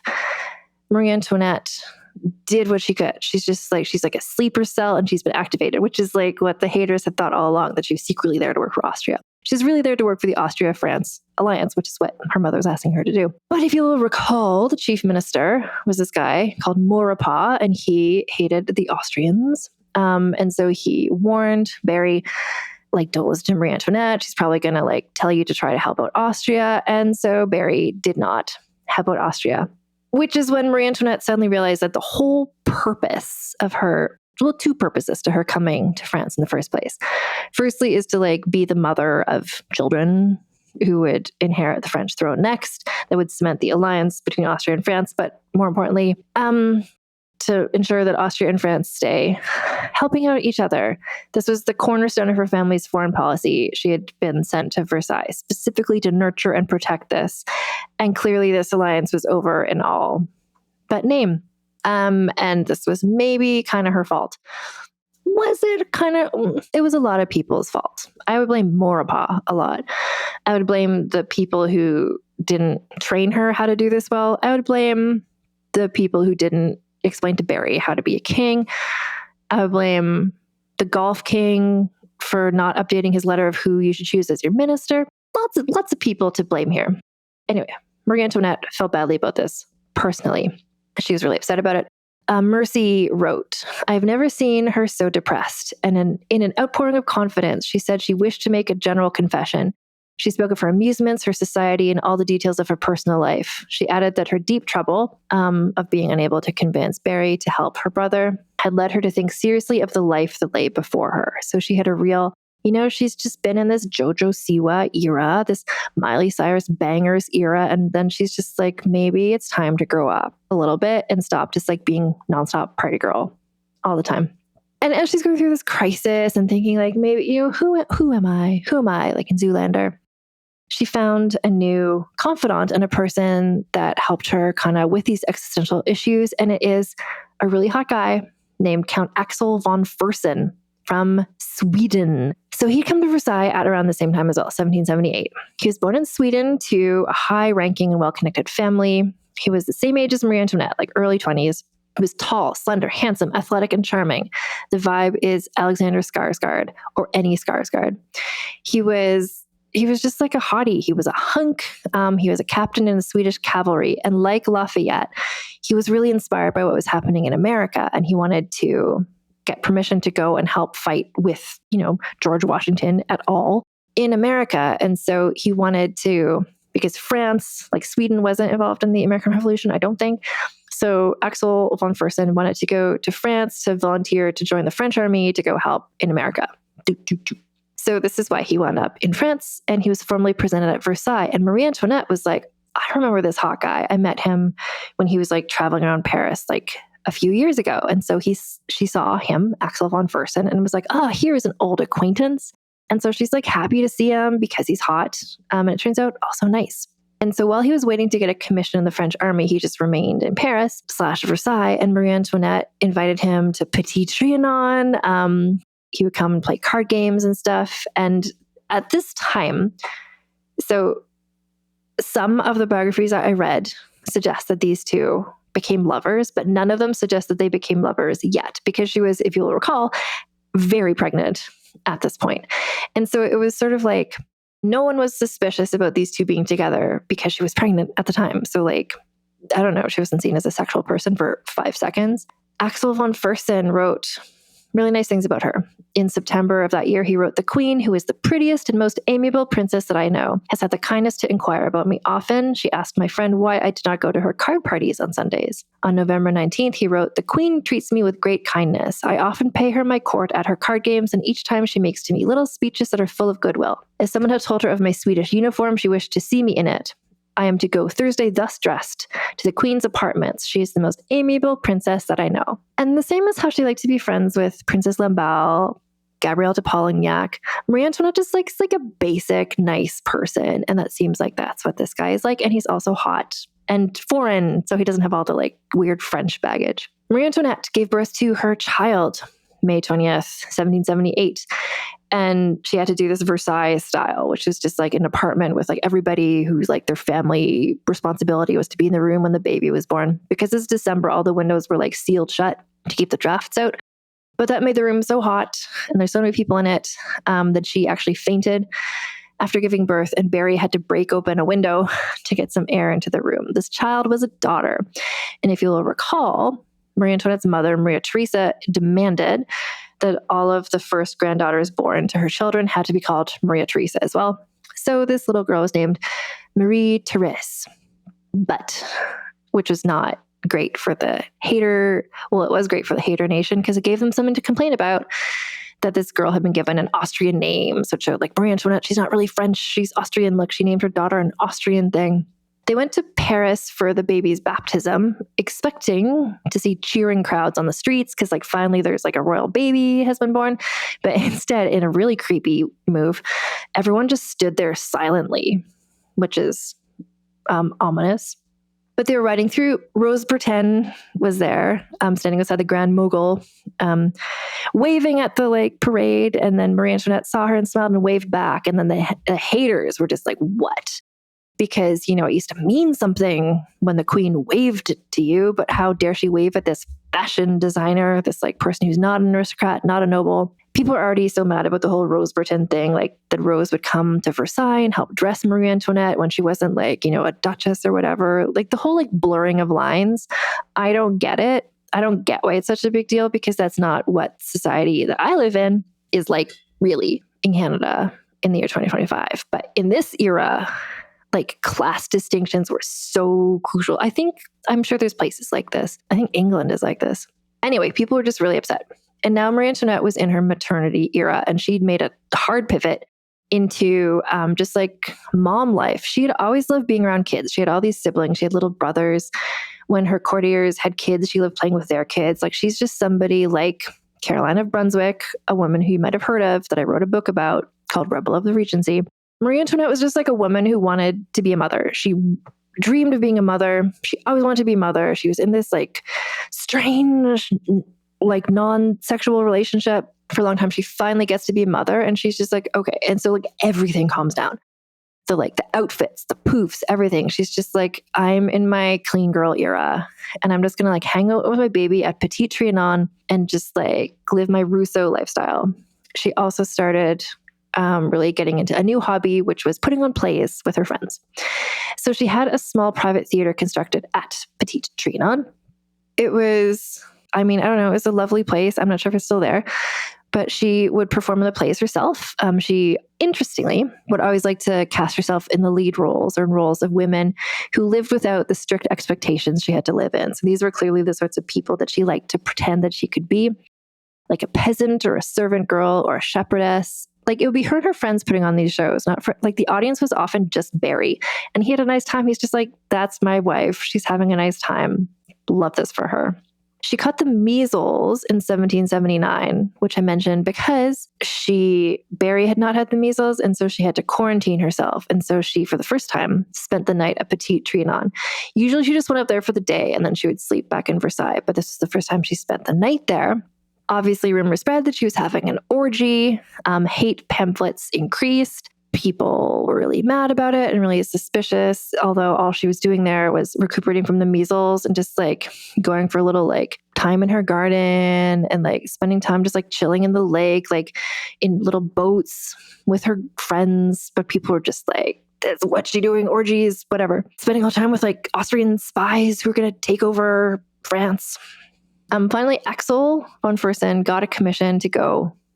Well, honestly, finally, French troops actually were given permission to actually go to America in 1780, and Axel got to go with them. So she was without her hot male friend, but, stayed busy in her motherhood era.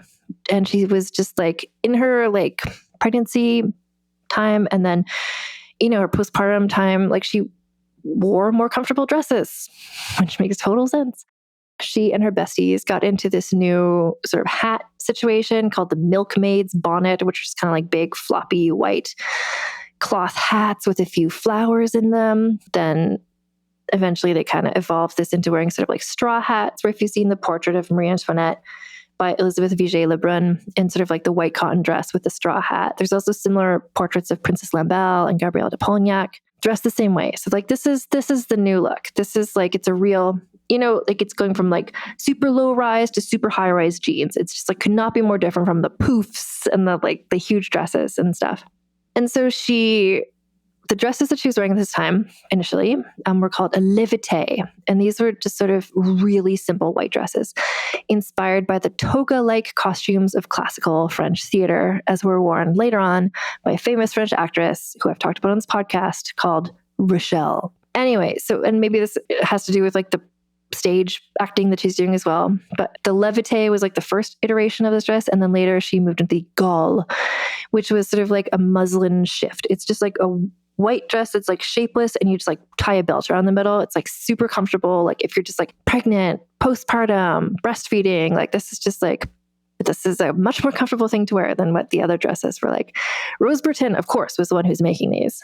And these dresses were inspired by what colonial women wore in French colonies in the Caribbean, where it was hot and where this fabric would be more sensible. By 1782, 1/3 of Marie Antoinette's wardrobe were just these loose shift dresses. And of course, everybody was wearing it because she still, as much as some people hated her, people still looked to her for fashion advice. The boulevards of Paris in the Rhine-Philippi Mall was just like flooded with plain white dresses. Haters pointed out that these dresses were made out of cotton or muslin, which were not fabrics that were indigenous to France. You had to get these fabrics. Rose Bertin got hers a lot from Scotland. Anyways, the French like silk manufacturing industry was like, this is destroying our industry. Won't anyone think of the French silk merchants? Some silk workers in Lyon apparently lost their job because there was less enthusiasm for silk. Could possibly also be because everybody is so poor. Anyway, so she's blamed for all of this. And then also there was a thing about like these dresses, because they were so much easier to take on and off, it's just like, oh, so that's how she can just like have sex constantly, was what people said as well.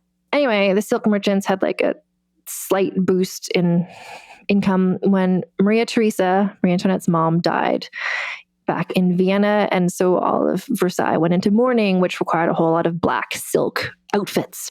But this also meant for Marie Antoinette is that instead of her mother and her brother being co-emperors, now it's just her brother. And her mother was always paying attention to her and kind of doing her best in her way to look out for her. But her brother, Joseph, was not as close to her. Like he'd done that intervention, but Marie Antoinette didn't feel like if things went badly that he would intervene like maybe the mother might have.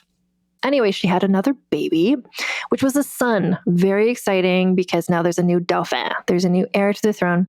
He was named Louis Joseph for his dad. Remember his dad, Barry. His real name is Louis Auguste. Joseph was named for his godfather, Marie Antoinette's brother, the Holy Roman Emperor, which the haters were just like an Austrian name named after the Austrian. They were mad about it. Through these two pregnancies, Marie Antoinette's hair, which as a younger girl had been like my hair, if you're watching the video, sort of like curly and red and kind of thick. But through the pregnancies, her hair started thinning. And so Leo, the hairstylist to the stars, invented a new shorter hairstyle. It was a sort of boyish hairstyle. So that would just be more flattering to her with this hair. And people are just like, oh my God, she's cross-dressing. What's she doing with her hair? People freaked out about it. But of course, women started emulating. So it's like the way that people hated her, but also emulated her is interesting. And I don't know what contemporary figure has both things at the same time like this. If anyone does, I don't know. At around the same time, so 1783, Elizabeth Vigée Lebrun, she painted this famous portrait of Marie Antoinette where she's wearing a gaulle, like this shapeless white dress, with a sash around the waist. She's wearing her straw hat and she's holding a rose. And the rose is the emblem of the Habsburg dynasty where she's from in Austria. This painting was displayed to the public at the Paris Salon. And it was so shocking. The public were horrified to see the queen. They're like, because the shift dress, they're like, well, that looks like a chemise, like an undergarment. Like, why is the queen being portrayed in her undergarments? Like, this is proof that she's a whore. And also the fact that there's nothing in the portrait that made it apparent that this is a portrait of a queen. There's no crown. There's nothing fancy about it. So they're just like, well, this is devaluing what the monarchy is. This is like disrespectful and stuff, to the point that Elizabeth Vigée Lebrun had to remove the painting from the salon, and she made a new replacement painting of Marie Antoinette in the same pose, holding a rose, but dressed like much more formally.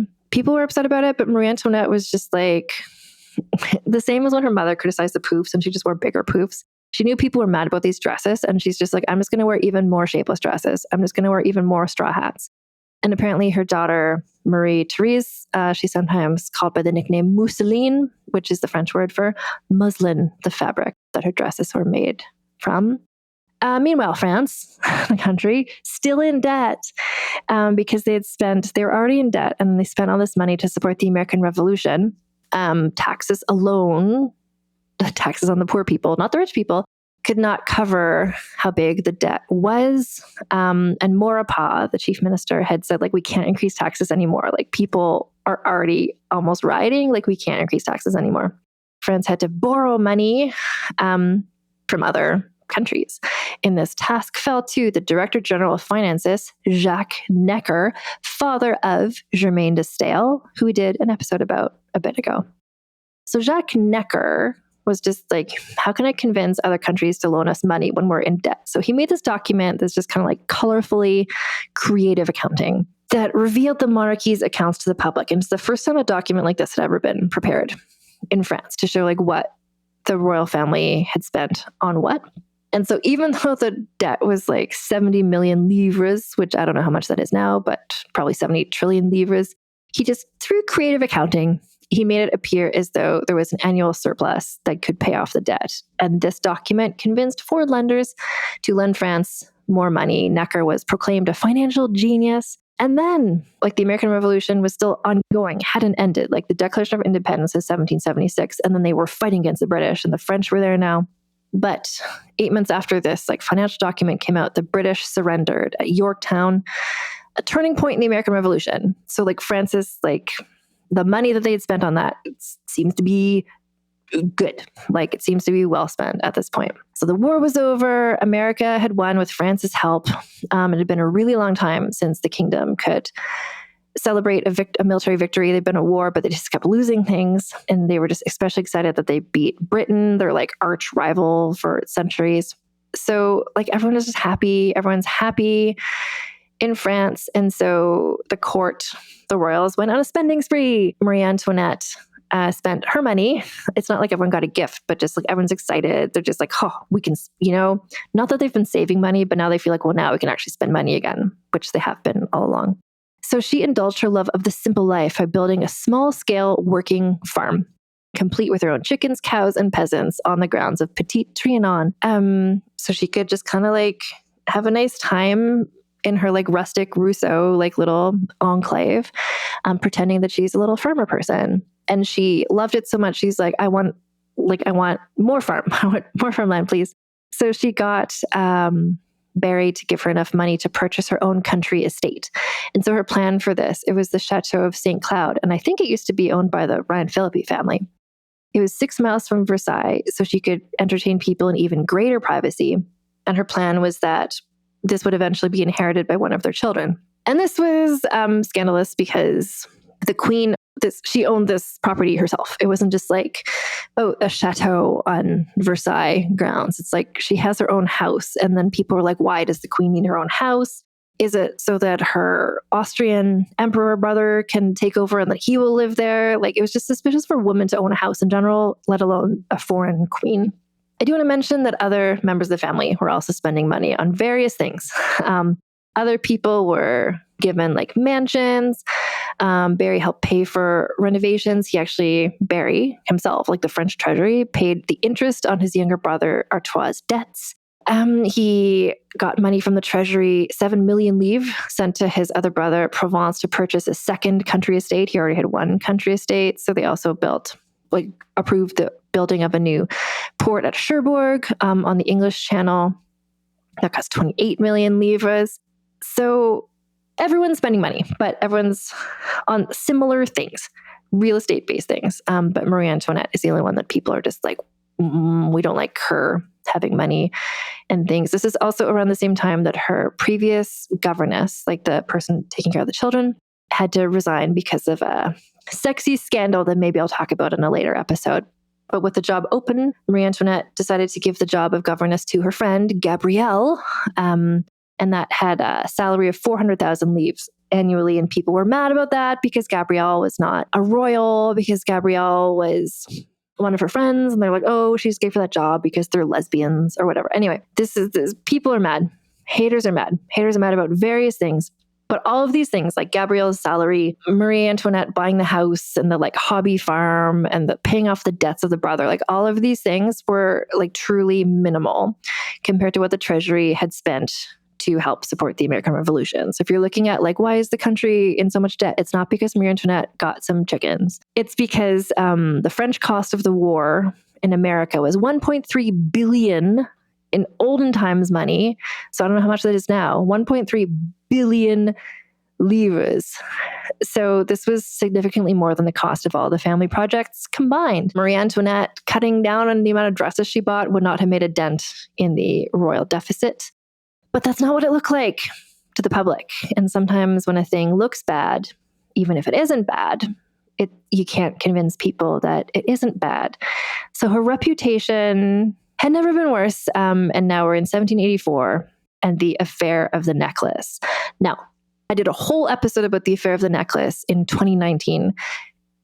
Ages ago, one of the first episodes of Vulgar History was about the affair of the necklace. And I'm going to re-edit that and air that 2 days from now on Friday. So you can get all those details of how that happened and more details about it, because I think the context will be useful. But I'm going to go over how it affected Marie Antoinette at this point in this episode.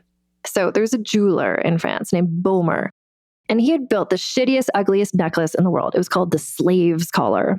And it was made of like 650 large diamonds that he had collected from all across Europe. And he had originally envisioned that Golf King Louis XV would give this to his mistress, Madame du Barry, who liked shitty, tacky things.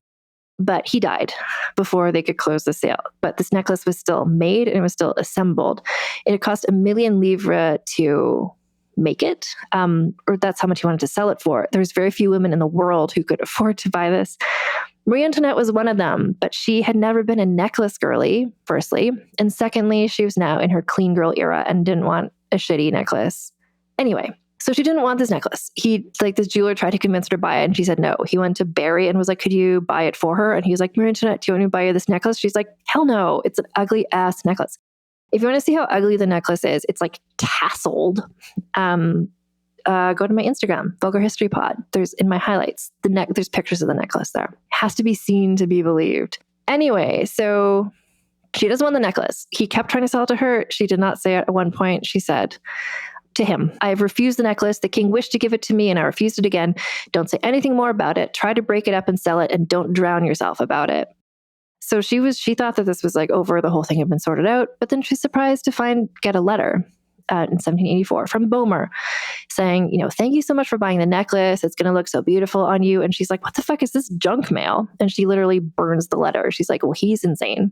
But she mentioned to her lady in waiting, like, I just got this weird letter from him. And so her lady in waiting went to talk to Boehmer to be like, dude, what's going on with this necklace? And he was like, no, I needed her to pay me for the necklace because I gave it to someone who said they were going to give it to Marie Antoinette, and Marie Antoinette's going to pay me for it. And it's like, bro, you've been scammed.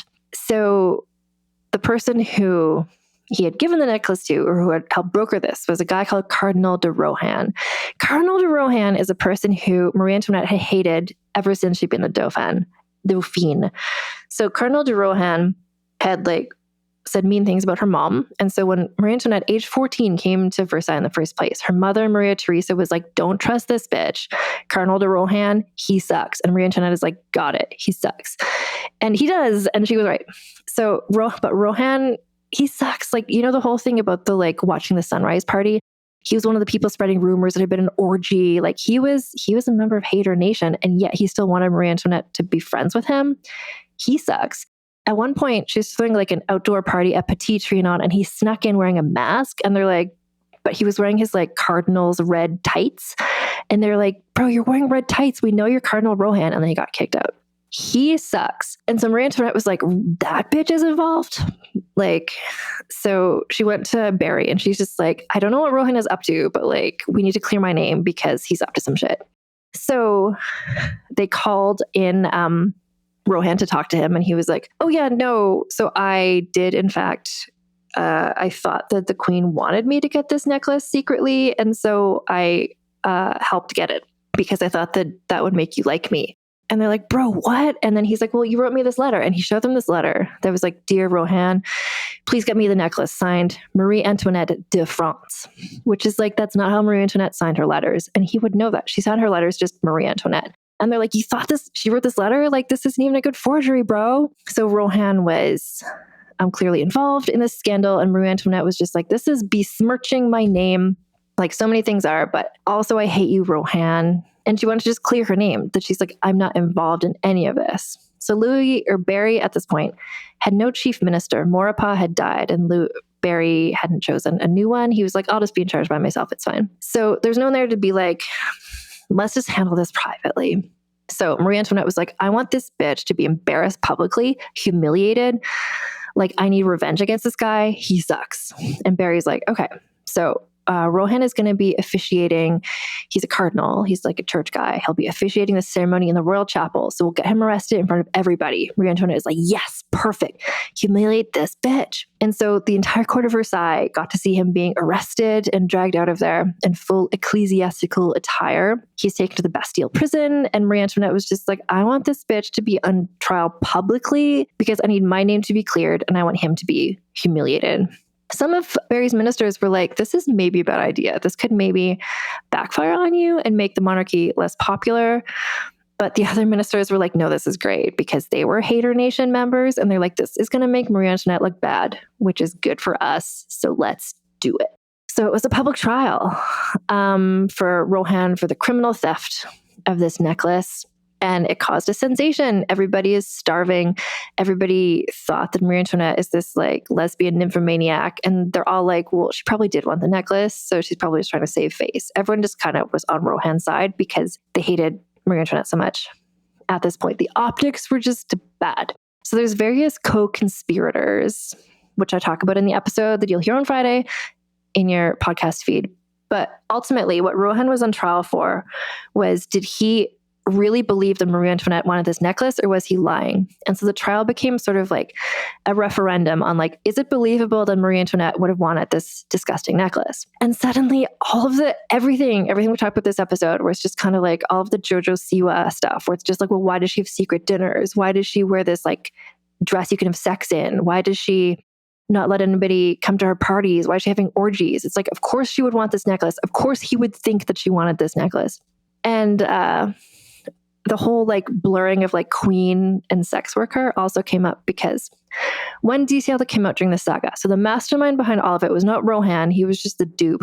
The person behind it all was this kind of badass grifter called Jean de la Motte, who again, we talk about on Friday. Just look for that drop in your podcast. Jeanne de la Motte had convinced Rohan that Marie Antoinette wanted this necklace.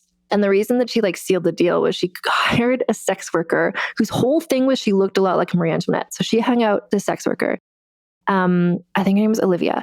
She hung out in the Ryan Philippi Mall area and just wandered around looking like Marie Antoinette in one of the white dresses, holding a rose, looking like the portrait. So Jeanne de la Motte hired her. So under Darkest Night, remember, anyone can go in Versailles. So this woman, Olivia, went into this garden in Versailles.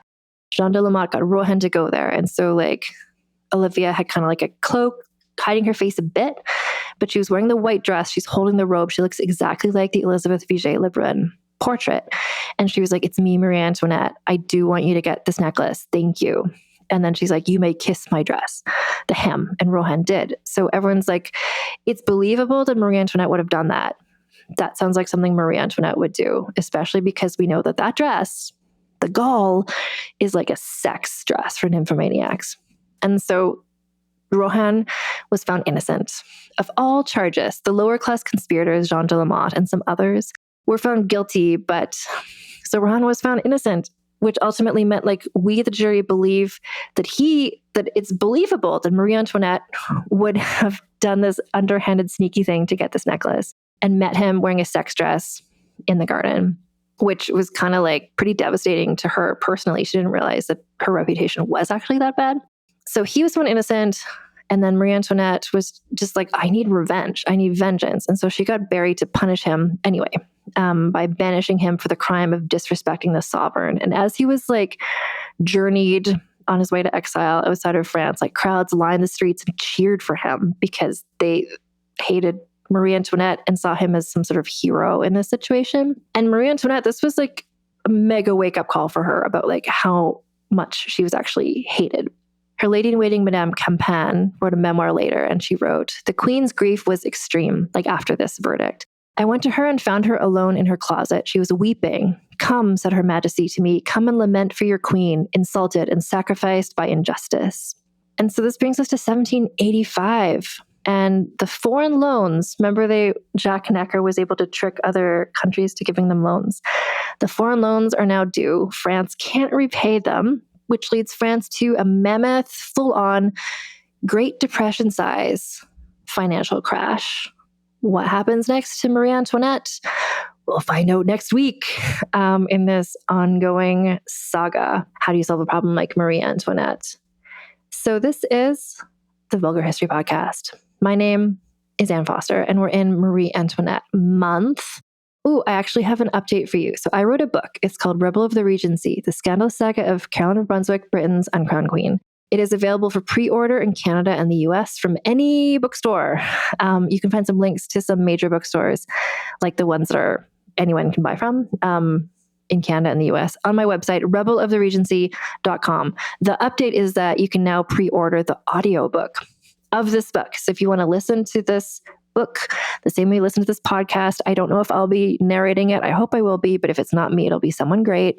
So you can pre-order the book now on Libro.fm, on Kobo, on Audible, wherever you get your audiobooks from, as well as you can order the book from anywhere you get your books from in Canada and the US. And I hope soon to have news for people in other countries, if and when you'll be able to pre-order this book as well. And when you do pre-order the book, there's a form you can fill out to get some free stuff from me. So not only do you get the book when it's published, but if you send me a copy of your receipt, you can get 1 year free membership to my Patreon, 1 year free membership to my Substack, and a Caroline of Brunswick themed paper doll, because she was just as much of a fashion girly as Marie Antoinette. And so I want to celebrate that about her.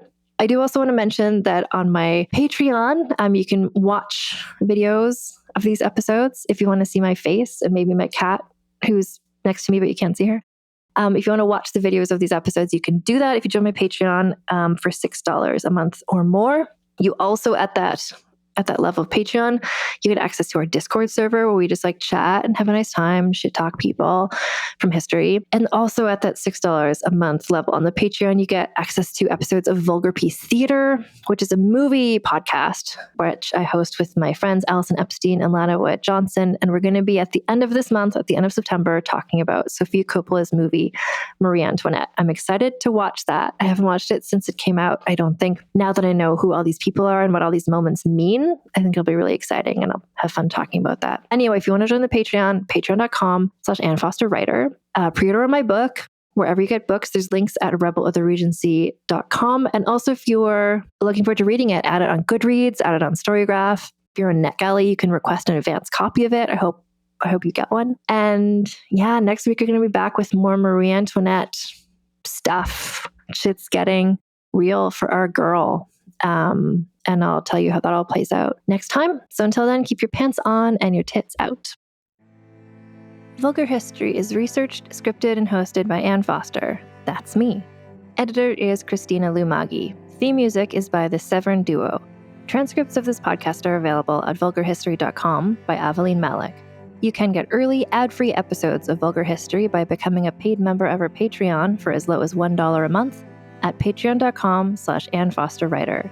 Vulgar History merchandise is available at vulgarhistory.com/store for Americans, and for everyone else at vulgarhistory.redbubble.com. Follow us on social media at Vulgar History Pod and get in touch with me via email at vulgarhistorypod@gmail.com.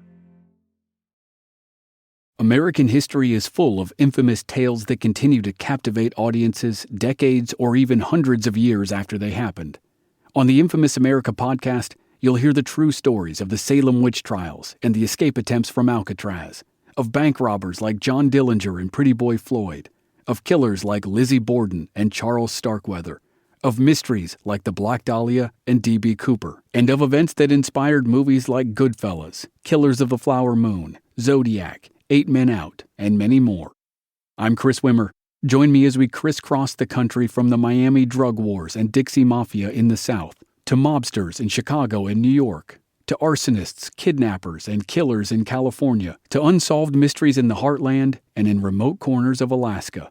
Every episode features narrative writing and cinematic music, and there are hundreds of episodes available to binge. Find Infamous America wherever you get your podcasts. Hey, Michael. Hey, Tom. Okay, so you want to tell him, or you want me to tell him? No. I got this. People out there. Yeah. People, lean in. Get close. Listen, here's the deal. We got big news. We got monumental news. We got snacktacular news. Yeah, after a brief hiatus, my good friend Michael Ian Black and I are coming back.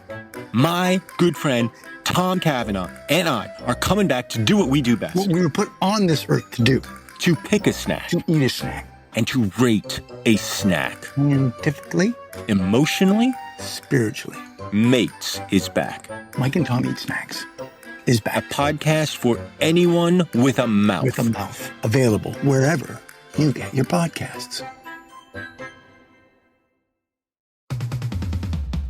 I'm Amy Nicholson, the film critic for the LA Times. And I'm Paul Scheer, an actor, writer, and director. You might know me from The League, Veep, or my non-eligible for Academy Award role in Twisters. We love movies, and we come at them from different perspectives.